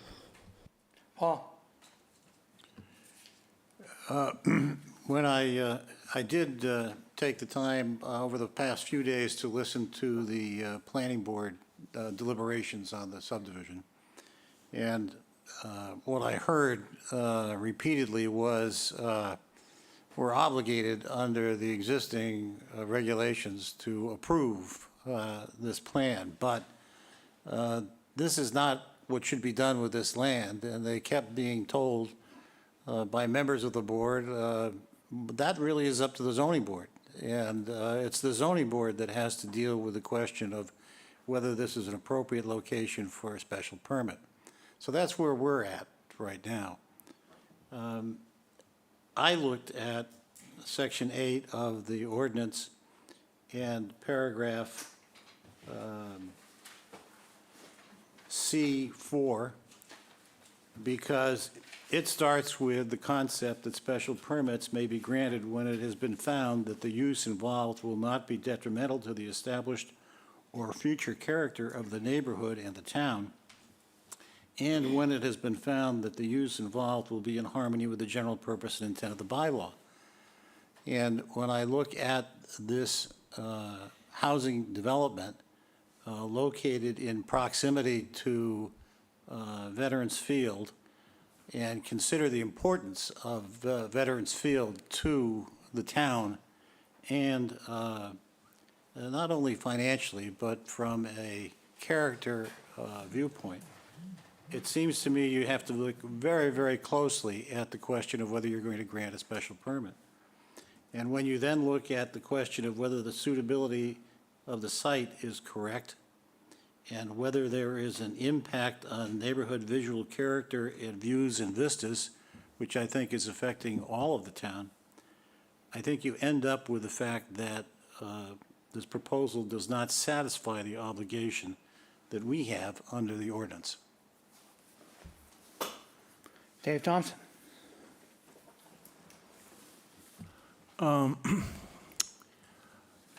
Well, I never thought I'd be seeing what I'm seeing today. This is, I won't use the word that I'm thinking, but this is not the spot where you should have a development like this. The size of the homes is unbelievable. This has always been an area where kids could go, field day.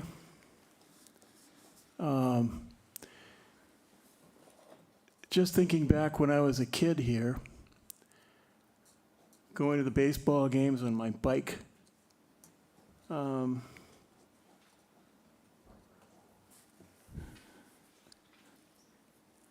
It's disheartening to see what is trying to be done.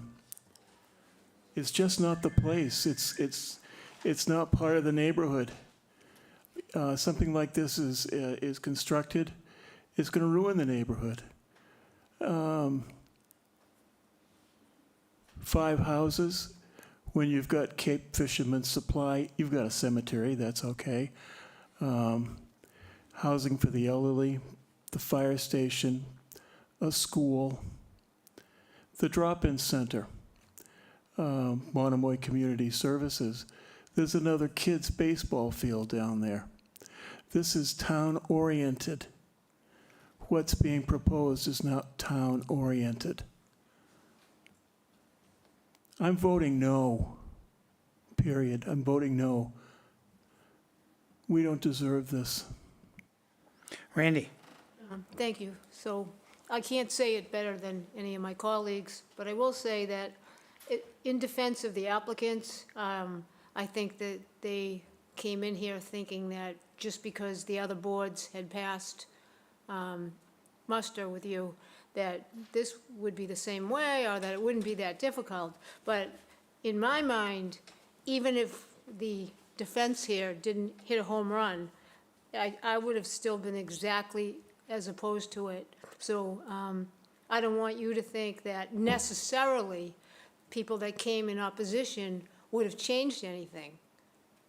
I think it wouldn't have changed anything at all. I think the plan and the idea probably wouldn't have passed, even if people didn't oppose it. So I think this board would probably have opposed it anyway. Dave H. Well, I'm in agreement with just about everything that's been said by fellow members. But I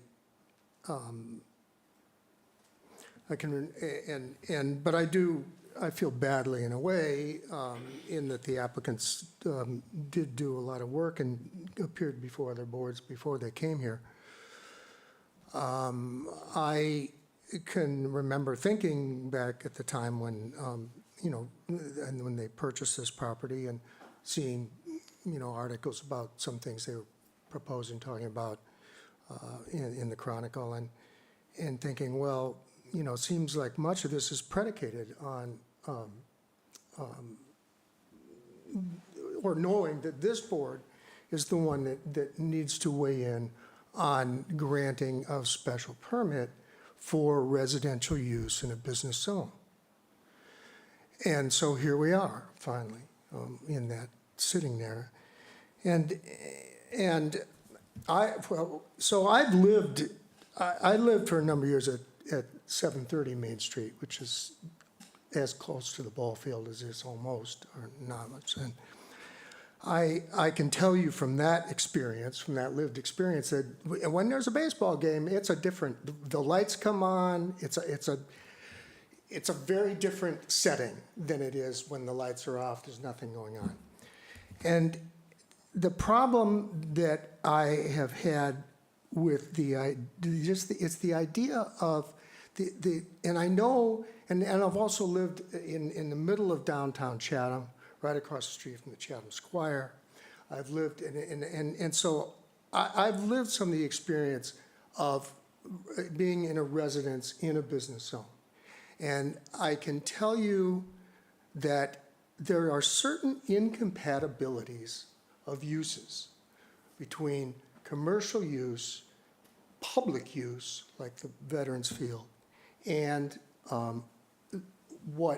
residential uses, particularly residential uses of market rate housing in this time now.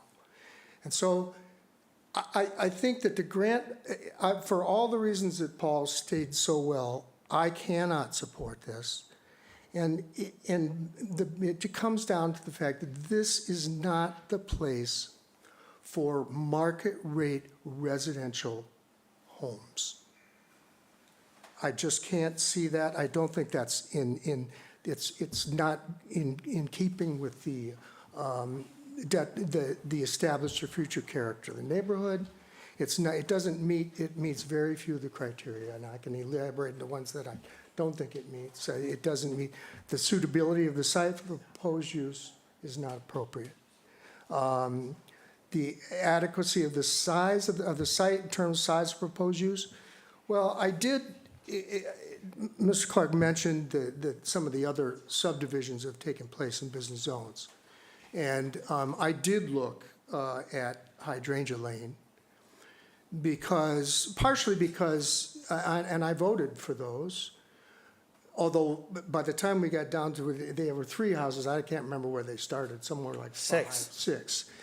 So there was quite a process there. But I did look at that because now, I have to say, now when I drive by, there's at least one of those buildings that to me, it looks out of place. It looms over a commercial building in front of it. And that got by me. My visualization didn't pick up on that at the time. But that was also a GB3 zone. This is GB2. It was backed up to a cemetery. There was a lot of pre-existing residential use on other sides of it and in that general area. So those things contributed to my voting for a special permit, to grant a special permit there. Although, looking back, I'm not so sure I would be in favor of that this time. Now, interestingly, because I did note some numbers, and the lots that were proposed there were 3 lots, and the smallest one of them was 15,000 some square feet. And then it went up to 16 and 17,000 square feet. And the proposed houses that were put there, when you look at it as building coverage, not lot coverage, theirs were 14.8%, 15.4%, 15.5%, that area.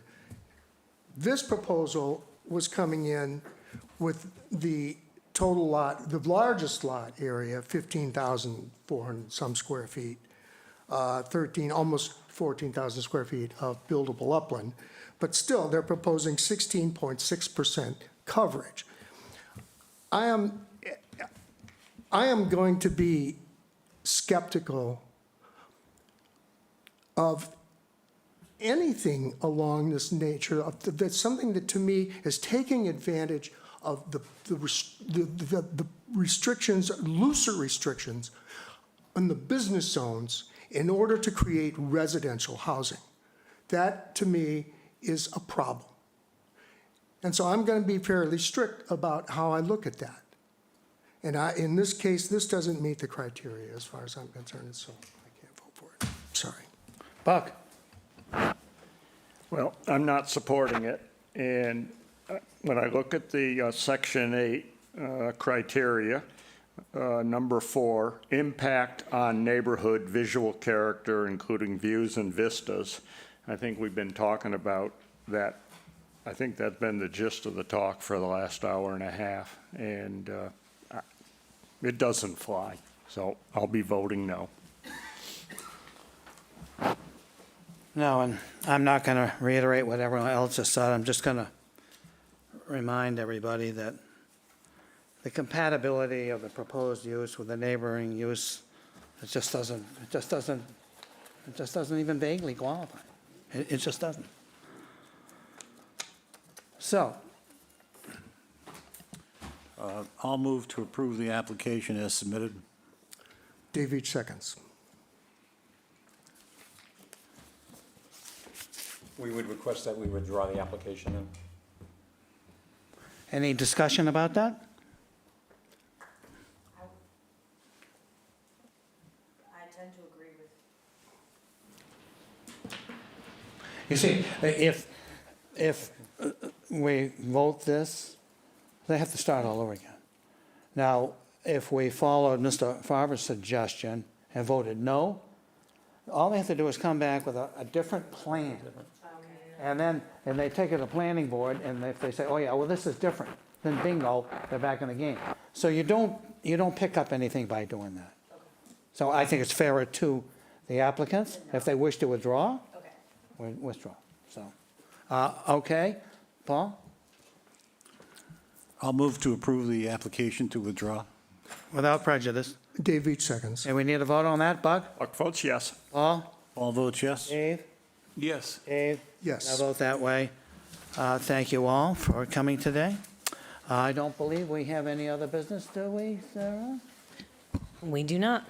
Then let's take a roll call to adjourn. Buck? Buck votes yes. Bill? Bill votes yes. Megan? Megan votes yes. Paul? All votes yes. Dave? Dave votes yes. Randy? Dave Veach votes yes. And I vote yes. Thank you, one and all.